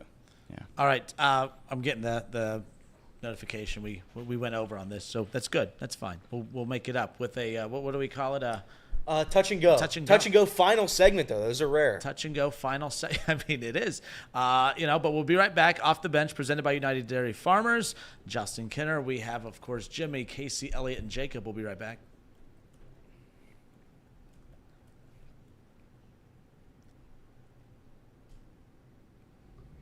Now we got it. Now we're getting the hang of this thing. Was good. I like this. Off the Bench, presented by United Dairy Farmers. We welcome you back. Chatterbox Sports on YouTube, 1410 ESPN Radio in Dayton. I took a shot at Florida State earlier, and you seem to have a problem with that. I said Florida State's the softest athletics program in all of sports. But I'm curious, what was the problem you had with that? I just don't. No. I don't think it's a funny bit to make fun of Florida State after what happened to them last season. It's not a bit. What happened to them? The right thing happened to them last season. Listen to Jimmy. Elliott doesn't understand how college football works, and he gets mad when it's not the same as every other sport. Correct. Keep in mind they did this in they did this in the baseball championships too. By the way, they didn't agree with an umpire's call, so they challenged. They made they threw a big old temper tantrum, and they said that they're so soft. They lost to Tennessee, the best team in all of college baseball, by the way. But Elliott, yes, sorry, my bad. Yeah. Shut up. Okay, there you go. I had to get it in, Jim, for you. No, I just think what happened to them last year was egregious. Per the law of sport. The law of sport, it makes no sense to me how you did everything right that your team could possibly do right. They did. To make the they did. No, they didn't. Yeah, they did. Yeah, they beat Louisville by less than a touchdown. It was more than enough to get into the playoff. Everybody knows that. The reason they did not get in is because nothing that they did on the field. It's because they didn't have a quarterback. Did he break his ankle on the field? Yes or no? Sure. Doesn't matter if he actually broke a walk into class, because if you read the rules of the playoff, is he injury prone? Star player injuries. It's just such a strange concept to me. The Bengals last year, if you don't have Joe Burrow, whenever that happened, whatever week that was, season's just over then because you don't have a quarter. That's not how it should. If the NFL kept out injured quarterbacks, it would be a much better playoff. Agreed. It'd be a much better playoff. Great take. You can't argue that the football would be better. What are we doing? It would. But that's not how sports works. No, that's not how your sports work. That's how college football works. That's how every other sport works. When you lose a player, it's next man up. You step up. Would they have been killed in the playoffs? Sure. If FSU would have beaten Louisville with that backup quarterback convincingly, they would have gotten in, and they didn't. No, they would not. They would not have. No, they would not have. Literally after Alabama, well, I guess I can say I was on staff. After we beat Georgia in the SEC championship. You have rings, you can say. I guess you're right. We all stayed and watched the FSU game because we thought it doesn't matter that we beat Georgia if FSU wins by 2-3 scores, because that's exactly what happened to Ohio State. The worry was when JT Barrett broke his leg and Cardale Jones came in, you weren't going to make it because you lost the quarterback. Then they beat Wisconsin 45-0. I would have agreed. I would have agreed with you, Jacob, but they were on their third string quarterback because the guy that was the second string, he got hurt on the Florida game. But this guy was a 5-star, whatever. So if they would have dominated Louisville, I really do think they would have gotten in. Look, I don't think they should have. I don't know if it's certain. I don't think they should have. The bottom line, college football created a 4-team college football playoff with 5 Power 5 conferences. In fact, it took, 9 years for the college football playoff committee to finally get challenged. In fact, they got bailed out every year. Every year, a team lost late that shouldn't have lost, that basically set up an easy decision for the committee. In fact, the year that the Bearcats made it, I was super intrigued by that, because had Ohio State only lost one game that year, let's say they would have beat Michigan that last game of the year, a one-loss Big Ten champion was getting in over undefeated Cincinnati as the American champion that year. The only reason, like when everyone said, oh, man, the Bearcats, they proved that the little guy can make it. Well, look it took a lot for them to have to make it. It took Clemson and a lot of powers that normally are sitting at the top. It took them falling out. It took a 2-loss Buckeye team to pave the way. And I'm not discrediting Cincinnati because that was a great story. But I do get mad when people try to give the committee credit for putting the Bearcats in that year. Well, you weren't going to put a 2-loss Buckeye team in. You had to put Cincinnati in undefeated at that point. It was an easy decision. A respectable decision by the committee would have been a 1-loss Big Ten Buckeye, a 1-loss Ohio State Big Ten champion, and then you put Cincinnati in over them. Then I would have said, oh, that was good. That was a good gutsy decision there. No, Ohio State lost that second game. It made it easy to put the Bearcats in. They had never been challenged until this past year. Five Power 5 conferences for 4 playoff spots. The fact that it took 9 years for 5 quality teams to be in position to make a 14 playoff, and they actually had to make a tough decision. I loved how pissed off Florida State was, not because I'm anti-Florida State, but I wanted more of that drama throughout the 14 college football playoff era. I wanted more teams to be left out that should have been in just because of the intrigue and the drama and everything else. The committee got bailed out every year, and they finally had their feet held to the fire, and of course it's the last one. I wanted to see this continue. The 12th team, everyone gets a trophy. College football playoff era now. Everyone's going to get in. And everyone points to Cincinnati as to why FSU should have gotten in. Cincinnati checked the box. They went 13-0 and got in. That's why when Cincinnati made it, I said it was the worst thing to happen to the 14 playoffs. Cincinnati, because you're rewarding a team for playing a horrible schedule. They beat the number 5 team in the country. Yeah, right. On the road. Notre Dame. They also struggled, just like they struggled to beat bad teams in the American Conference. They barely won the last game of the AAC. It was a bunch of one-possession wins. It was so bad. Right. Cincinnati was more than deserving that year to go to the playoffs. I'm with Elliott. It came down to it wasn't good for it, but they were deserving. UC was more than deserving. 4 deserving teams don't make the playoff. It's the 4 best. Correct. And Cincinnati was not one of the 4 best teams that year. Could have won. College football logic does suck. That's what it comes down to. I hate college football logic. It's why I don't watch college football. Not a lot of it, at least. It also doesn't help that UC hasn't really been relevant in the sport for a long time. We had the couple magic years with Fickle. We had the couple magic years with Kelly. I thank them very much. But outside of that, do I think UC could ever beat Alabama? Probably not. Not really. I don't ever see that in our future, which is why I've never been a big fan of college football. But despite that, this year I think it's going to be fun. I think it's going to be different. Will there be debates on who's going to be that 12th team? Sure. But I think it's going to mean nobody's going to get as outraged as they would have been for the top 4 than if you miss it at 13 with 3 losses. I don't care. Well, look, last year the 5th team 14 standing on the box yelling at me that they should be in the playoff. I'm just going to don't be ranked 14. I agree. Yeah, I agree. Because for instance, Florida State was the number 5 team this year, right? Yep. So Florida State missed a chance to go into the playoff and win a national championship. The number 5 team missed out on a chance to win a national championship. No one's arguing that 13th or 14th team, man, if they would have got in, they could have won a championship. Go look at the 14 and 15 ranked teams over the last 5, 6, history, but recent history. No one's making an argument that BYU or some of these teams sitting at 14 or 15 are good enough to win a national championship as far as that's concerned. If we're really breaking it down, my main issue with it was putting Florida State at 5. They should have been 6. That was more to me. That putting was Florida State at 5. Florida State. Well, if you're gonna leave them out, then kick them all the way out. Exactly. I don't even want them in the top 25. I agree with that. Let's just make the whole thing a joke. Let's put them at 37. You're the only one who doesn't understand the rules. Which is why you think it's a joke. I understand the rule. I'm just saying the rule is stupid.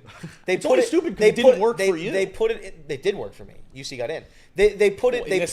They put a rule in the rule book where you could do everything right, but if your team loses your quarterback at some point during the season, you're just out. That's a dumb rule. Objectively, that's a dumb rule. If more teams got in, I don't know for sure, but I would imagine that rule might not exist with the 12-team playoff. If more teams got in, give the injured teams a shot. Maybe this backup can be great. Only 4 teams get a shot to win a national championship. Put 4 teams in that could win it. And last year we got the best playoff of the entire era. I do think that there will be in the next 3-4 years, there will be a scenario where Notre Dame gets left out as like the 14th team. I think Notre Dame's going to get left out as like 7 at some point. And half the fan base is going to be freaking out, and it's going to like infuriate me as well because I'm just going to be like, guys, we're 14th in the country. Notre Dame's in a tough spot because they could get left out as a top 10 team. They could, yeah. Because the 4 byes go to conference champions automatically. 5th is the group of 5 champion. Then you get at large. Hypothetically, if Notre Dame's ranked like 9 and all Power 5 teams are ahead of them, they could be left out. I guess that's kind of a gamble that they play. Like, they could be the number 1 team in the country. Such and a stupid gamble, too. The best Like, seed they can be is 5. Because you don't win anything. You don't win anything I know. in that gamble. If they go 13-0, stupid, I 12-0, agree. they don't play 13 games. If they go 12-0, and they're the They don't number play one a conference. Oh no, they That's don't. right. They And they're the don't. number 1 team in the country. The highest seed they can be in the playoff is 5. That's crazy. That's crazy. I seriously, at this point, with the new format, don't know what they gain from being out of conference anymore, other than money, which I guess is we've already discussed is the most important thing. And that's what that's all I they guess care about. Colin said it will take one time for that to happen, and Notre Dame will immediately join the conference. They'll definitely consider it. I agree. Yeah, they'll definitely consider it. I think their fan base would make them. If it happened, their fan base would be so outraged. That Here's my thing: is the older half of the fan base takes so much pride in being independent. Ugh. And it's the younger half that has become more fine with joining a conference just because you got to change with the times. I kind of stand in the middle. I don't really care that much. I mean, but Notre Dame, they've never, as much as it pains me and Jacob and others, they've never been punished for not being in a conference. I mean, hell, everyone kept saying you need to win a conference, or you need to win your conference championship to get into the playoff. Well, they held that standard for the Big 12, which is why who was the team? TCU.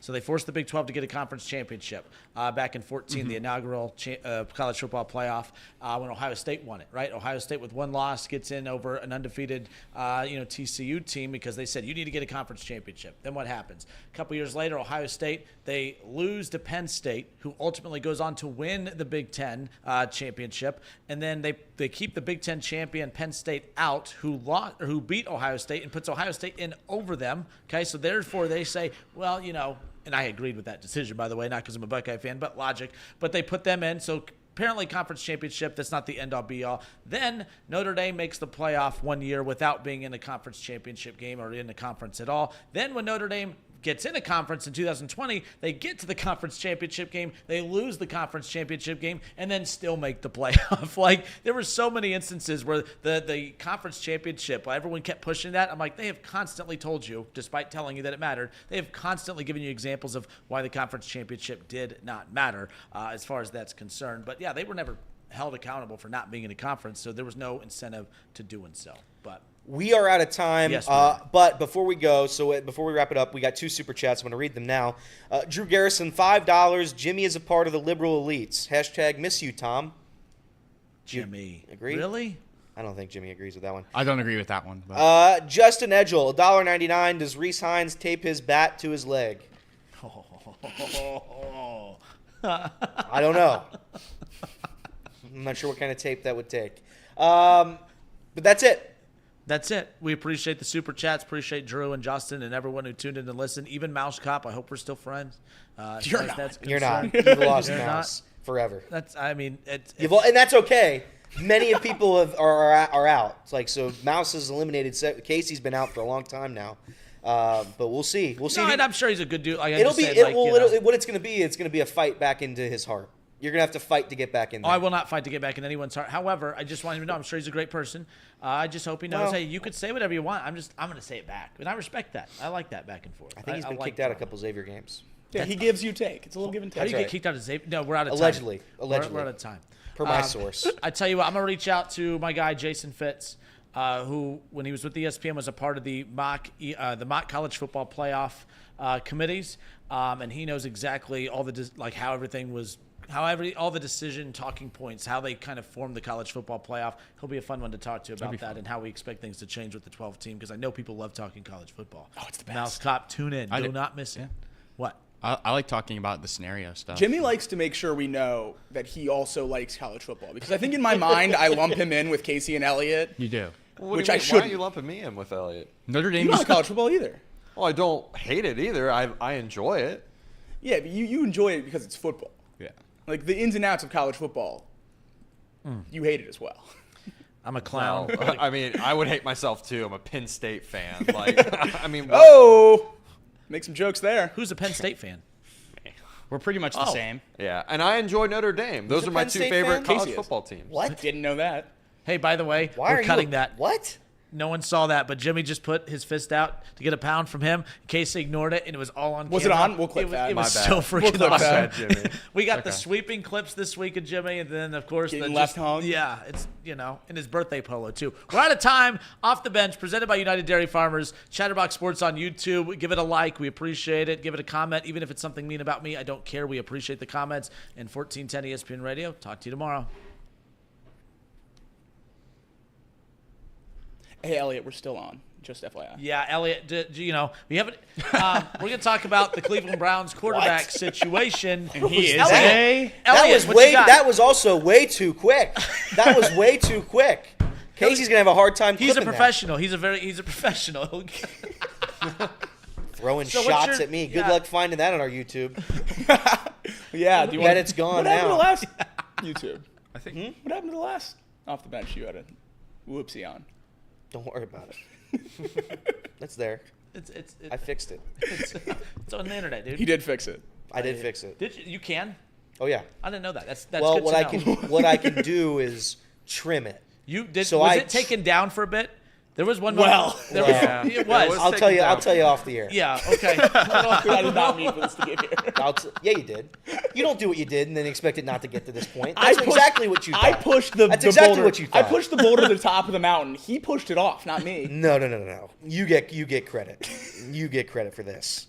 So we get to carry some stuff over to tomorrow. Reed has it clipped. Yeah. Tomorrow. Oh, I have it too. Just so Okay, you know. good. Mainly because of him and his the pause and the look and then that giggle you do and then it was odd and then the look of like, oh crap. It was oh shit was actually. so Like funny. it was epic. It was epic. If anybody uses that clip against me, I swear to God, I'll sue. Speaking of using things against you, What'd you do? What'd you say? Rece Hinds receipts. So I'm gonna read this text. This is great. My friend. Get this started well for a clean clip. Okay, hold on. Hold on. So I gotta find it. It's beautiful. My friend doesn't delete text. I don't know if you guys do this. I clean out my text like once every year. It should. It keeps your phone Yeah. fresh and Interesting. going. I appreciate it. I'm afraid to do it, but yeah. My friend keeps them in for as long as he's had an iPhone. So he goes back to like 2013. He's got texts. He sent me last night around midnight this text from 2019. It's a screenshot of me. I put it in our group chat, a group chat that's still intact to this day. I put in the group chat, quote, with the 49th pick, the Reds pick shortstop Rece Hinds. I comment to that with, and with the 2,789,865th pick in the MLB draft, the Reds select Bobby O'Robbie. He will never play a single baseball game for the Cincinnati Reds. We draft 3 million of these players just because we can, and they'll never see the field. I can't wait to never see Reese's. I said Reese's Pieces Heinz tomato ketchup in an attempt to be funny. I can't wait to never see him in a Reds uniform. I was wrong. 2019 Elliott, old takes exposed. Receipts are the best. That was incredible. Reese receipts are the best. They are. I love receipts. Aristides Aquino 2.0. I like that comparison a little bit ago. Actually, People have been saying that that's a bad thing. It's too and early. Oh, it's on the broadcast. There it is. There, right there. Oh my Don't put it on the gosh, broadcast, Casey. Casey, take it off the broadcast. What are we doing? What? I just wanted to make sure everyone knew it was real. I think the Are your friends' numbers on that? Yes. No, they're not. No, they're not. Okay, good. It's all good. It's all hidden. I think Doxing Elliott's group chat would be hilarious. I was thinking this morning too. The guy below him that just said "good pick." That's like the best thing you can do in the MLB draft, because if he ends up being a good pick, no one's gonna remember what they thought. To be, of him. so So you win. I'm gonna reply to every Reds draft pick tweet and say great pick. Great and then pick. just pull it. He's if a they're good. future See? star. Exactly. I'm just not a Major League Baseball draft guy. I don't care. Like I can't get into the I'm lore with because ya. I just won't see him ever. So I made up a Robbie O'Bobby name, and I was being sarcastic with it. And then I called Reese's Heinz, Reese's Pieces Heinz tomato ketchup, which I thought was actually clever. You should bring that back. Reese's Pieces Heinz tomato ketchup. Because both of those things are good, and he might be good. He might be good. I think he is good, but I was wrong. So No, but you're right though. If you go and every draft pick, you just say, "Great pick. He's going to be a great Red. Lucky to have him." You do that for every draft pick. It'll just be like, what was it, Everett, who sends the bets, all the bets, Yeah. and then, like only shares the ones that he wins. I mean, that's what you could do. Mark Fetters. Or Fetters, yeah. So, but yeah, that's how you do it. So, nonetheless, but We get to carry some stuff over to tomorrow, so that's Love good. that. Cap or no cap. Love I mean, that. That's good January stuff or July stuff right there. My God, I don't know what month it is. My gosh, am I the president? What's happening over here? I'm getting confused. The MLB promotional giveaways tomorrow. I don't know if you guys are Seinfeld fans. Anyone a Seinfeld fan? I'm not like a fan of the show, but I'm very familiar with the show. I respect the show, but I actually don't respect the show. The bobblehead. Yeah. Oh, I think Seinfeld and Friends are both Yankees? not funny. yeah, the Yankees giveaway. Yeah. So there's a list that came out of the 30 Friends is best not funny. promotional Friends is the worst show giveaways. ever. Is there? And Friends we can stinks. go that. The Reds have one on there. I wonder. We'll talk about that tomorrow's show, but yeah. What's that? There's a couple Tigers ones coming up that. Like I one might of them. actually steal one. Like I might Is have it him go the back up and get Jim me. Leland one? No, but That one happened. That already. one- Oh, Awesome. no, it hasn't happened. That's August 3rd. That one's awesome. Yeah. But So no, tomorrow's there's- show, we'll get into that more. But Yeah. like I've been pushing that one back a few days. We got that one tomorrow. But what were you saying, Casey? Well, one of the promotions that the Tigers are doing are jersey sales. Yeah. That are House of the Dragon themed, and it is green and black, and it has Targaryen on the back of it. That sounds They like are the worst fantastic. giveaway ever. If I'm a Tigers fan and I go to a game and I get a jersey that has It's nothing to do not with the for, Tigers, it's not for the actual Tigers jersey. It's for the House of the Dragon. Yeah. It's It has like the Tigers logo on it, but on the back is like House of the Dragon, which And it has the I've giant never seen the show. I don't house. know anything about it, but I showed it to Casey and he was like, "Oh yeah, that's sick."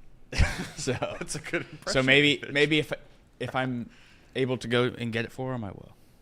Yeah, I would love it, to be honest with you. The chat's very mad with you. With me about what? Mark's very Yeah, upset. Fetter with you. or no? Who did I offend? I think I Fetters. said Everett, and I meant, but was Fetters? That wasn't a shot. I got. I only post my wins too. I'm not going to post all the ones. Whatever. You know, maybe I'm throwing out. You know, whatever. I'm sorry. My bad. I'm not making friends today. You're not. I'm You've not. lost It's- several of our core viewers. You've upset several of our core viewers today. This is like peak fall me. I'm just saying. What's that? My thing with the betting is like if I'm telling people what I'm placing, like that's all I'm gonna place, and then if they want to go back and tell me that it lost, like I don't know that it already lost, then they can. But if it's like a green slip, like I'll make sure to send it again just so everyone knows it hit. Oh yeah, I mean absolutely. You gotta let everybody know. You gotta let them know. I am sorry if I offended anyone today. I apologize. We're all good. I don't know if they'll forgive you. I mean no. Mark Fetters said Kinner all good. I like Mark Fetters. I don't think anyone dislikes Mark Fetters. He seems like a very likable guy. How could you dislike? He's the greatest. So shout out to Mark. He is an Fetters. Ohio State fan. That's the. He is. Oh, Ned Flanders, dude. You guys know who Ned Flanders is, right? We do. Yeah, I that's can't believe I had. I think that's one of Mouse Cop's burners. I can't. I think it is. He has a handful in here. Oh, Craig Craig's got a Salmon. wrench. Craigie wrench. Oh, let's see if do I have a wrench yet?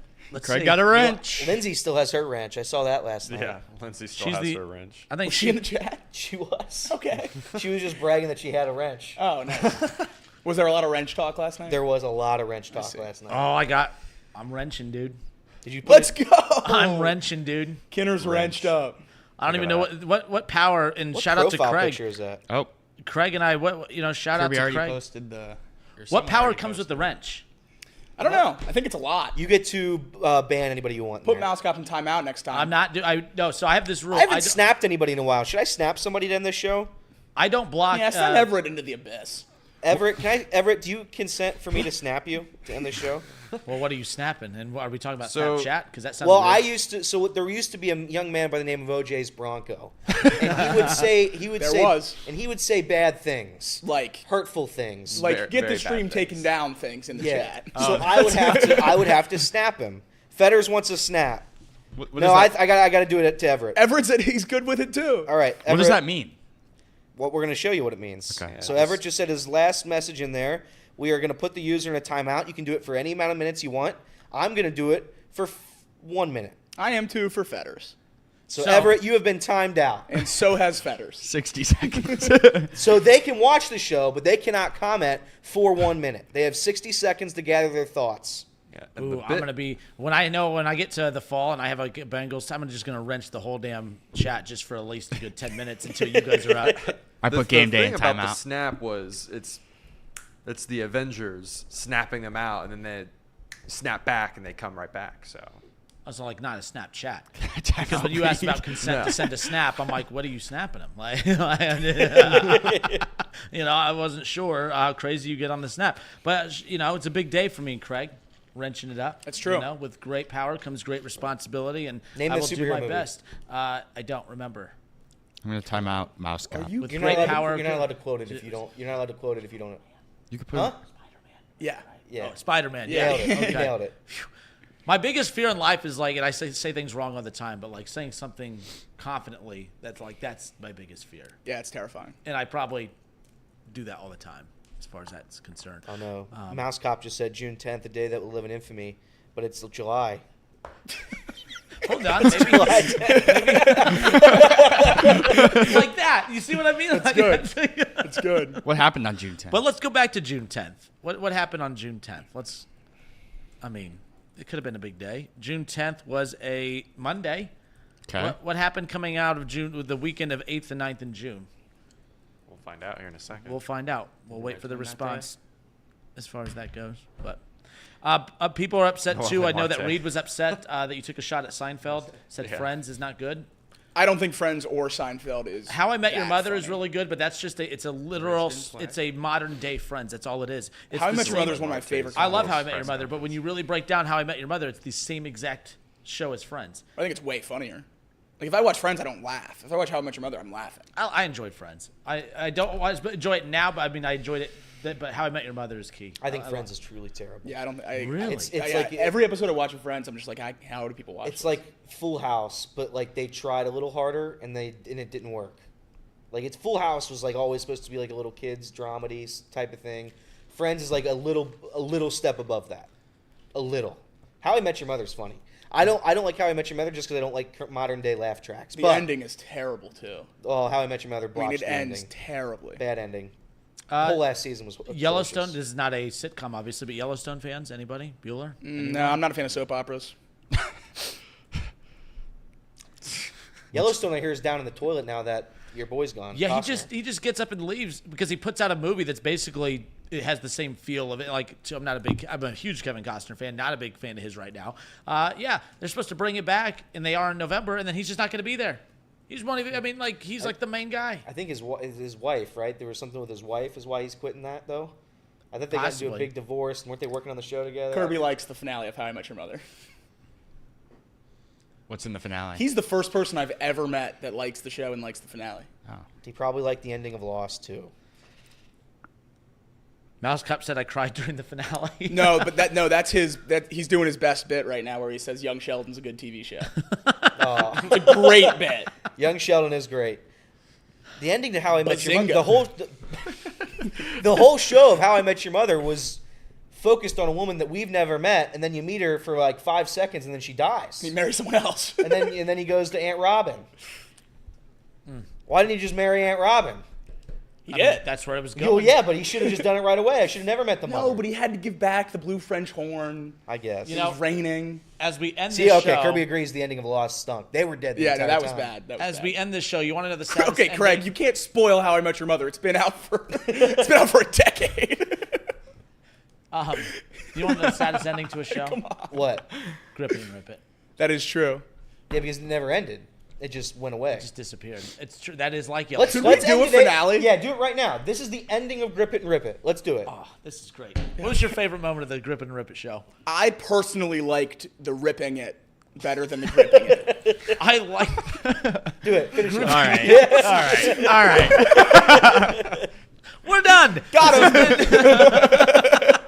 Great bit, dude. What a Great way bit. to end. What a way to end Grip It and Rip It. A story Who's hitting a home program. run tonight for the Reds? Who should we place our Oh, bet come for on. the This Reds? is the easiest bet of all time. Is it 3 straight? It's Austin Slater. Oh, is he playing tonight? Yeah. Jonathan India is 3 for 6 against this bum that Colorado's got pitching. I'm going with Jonathan India if he plays. If he doesn't play, then I'll pick somebody else. Is he traded? Oh. I'm just gonna wait until Can't be Kirby traded. sends us the thing. Yeah, Kirby, please send us the thing. I'll We Venmo should you if just- you want it.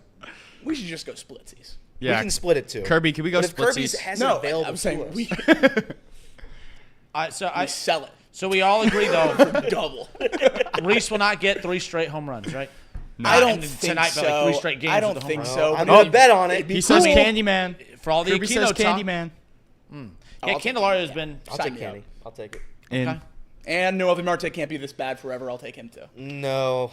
you should just take everyone on the team like Mark Fetters does. That's right. And I'll post my Casey, winners. You'll think I'm we're gonna crazy. do a Chatterbox Twitter poll and just put 4 Reds in there. We'll come up with the Reds, and whoever gets the most votes of who everyone thinks will hit a home run tonight, I'll put $10 down on that Cool. particular player to hit a home run tonight. $10,000 on one home run bet? $10,000. Wow. 10 G's. That's If you incredible. don't share the receipt, you're going to jail. Yeah, no, we're gonna need to see It it. will not be 10,000, but $10. I'm curious Twitter. people's thoughts. Yeah, on the Twitter machine. Yes. Okay. All right. Thank you everybody for tuning in. Till tomorrow. It's been not Grip It and Rip It. Great show. Great show. Things were ripped and gripped. This has been Off the Bench, presented by United Dairy Farmers.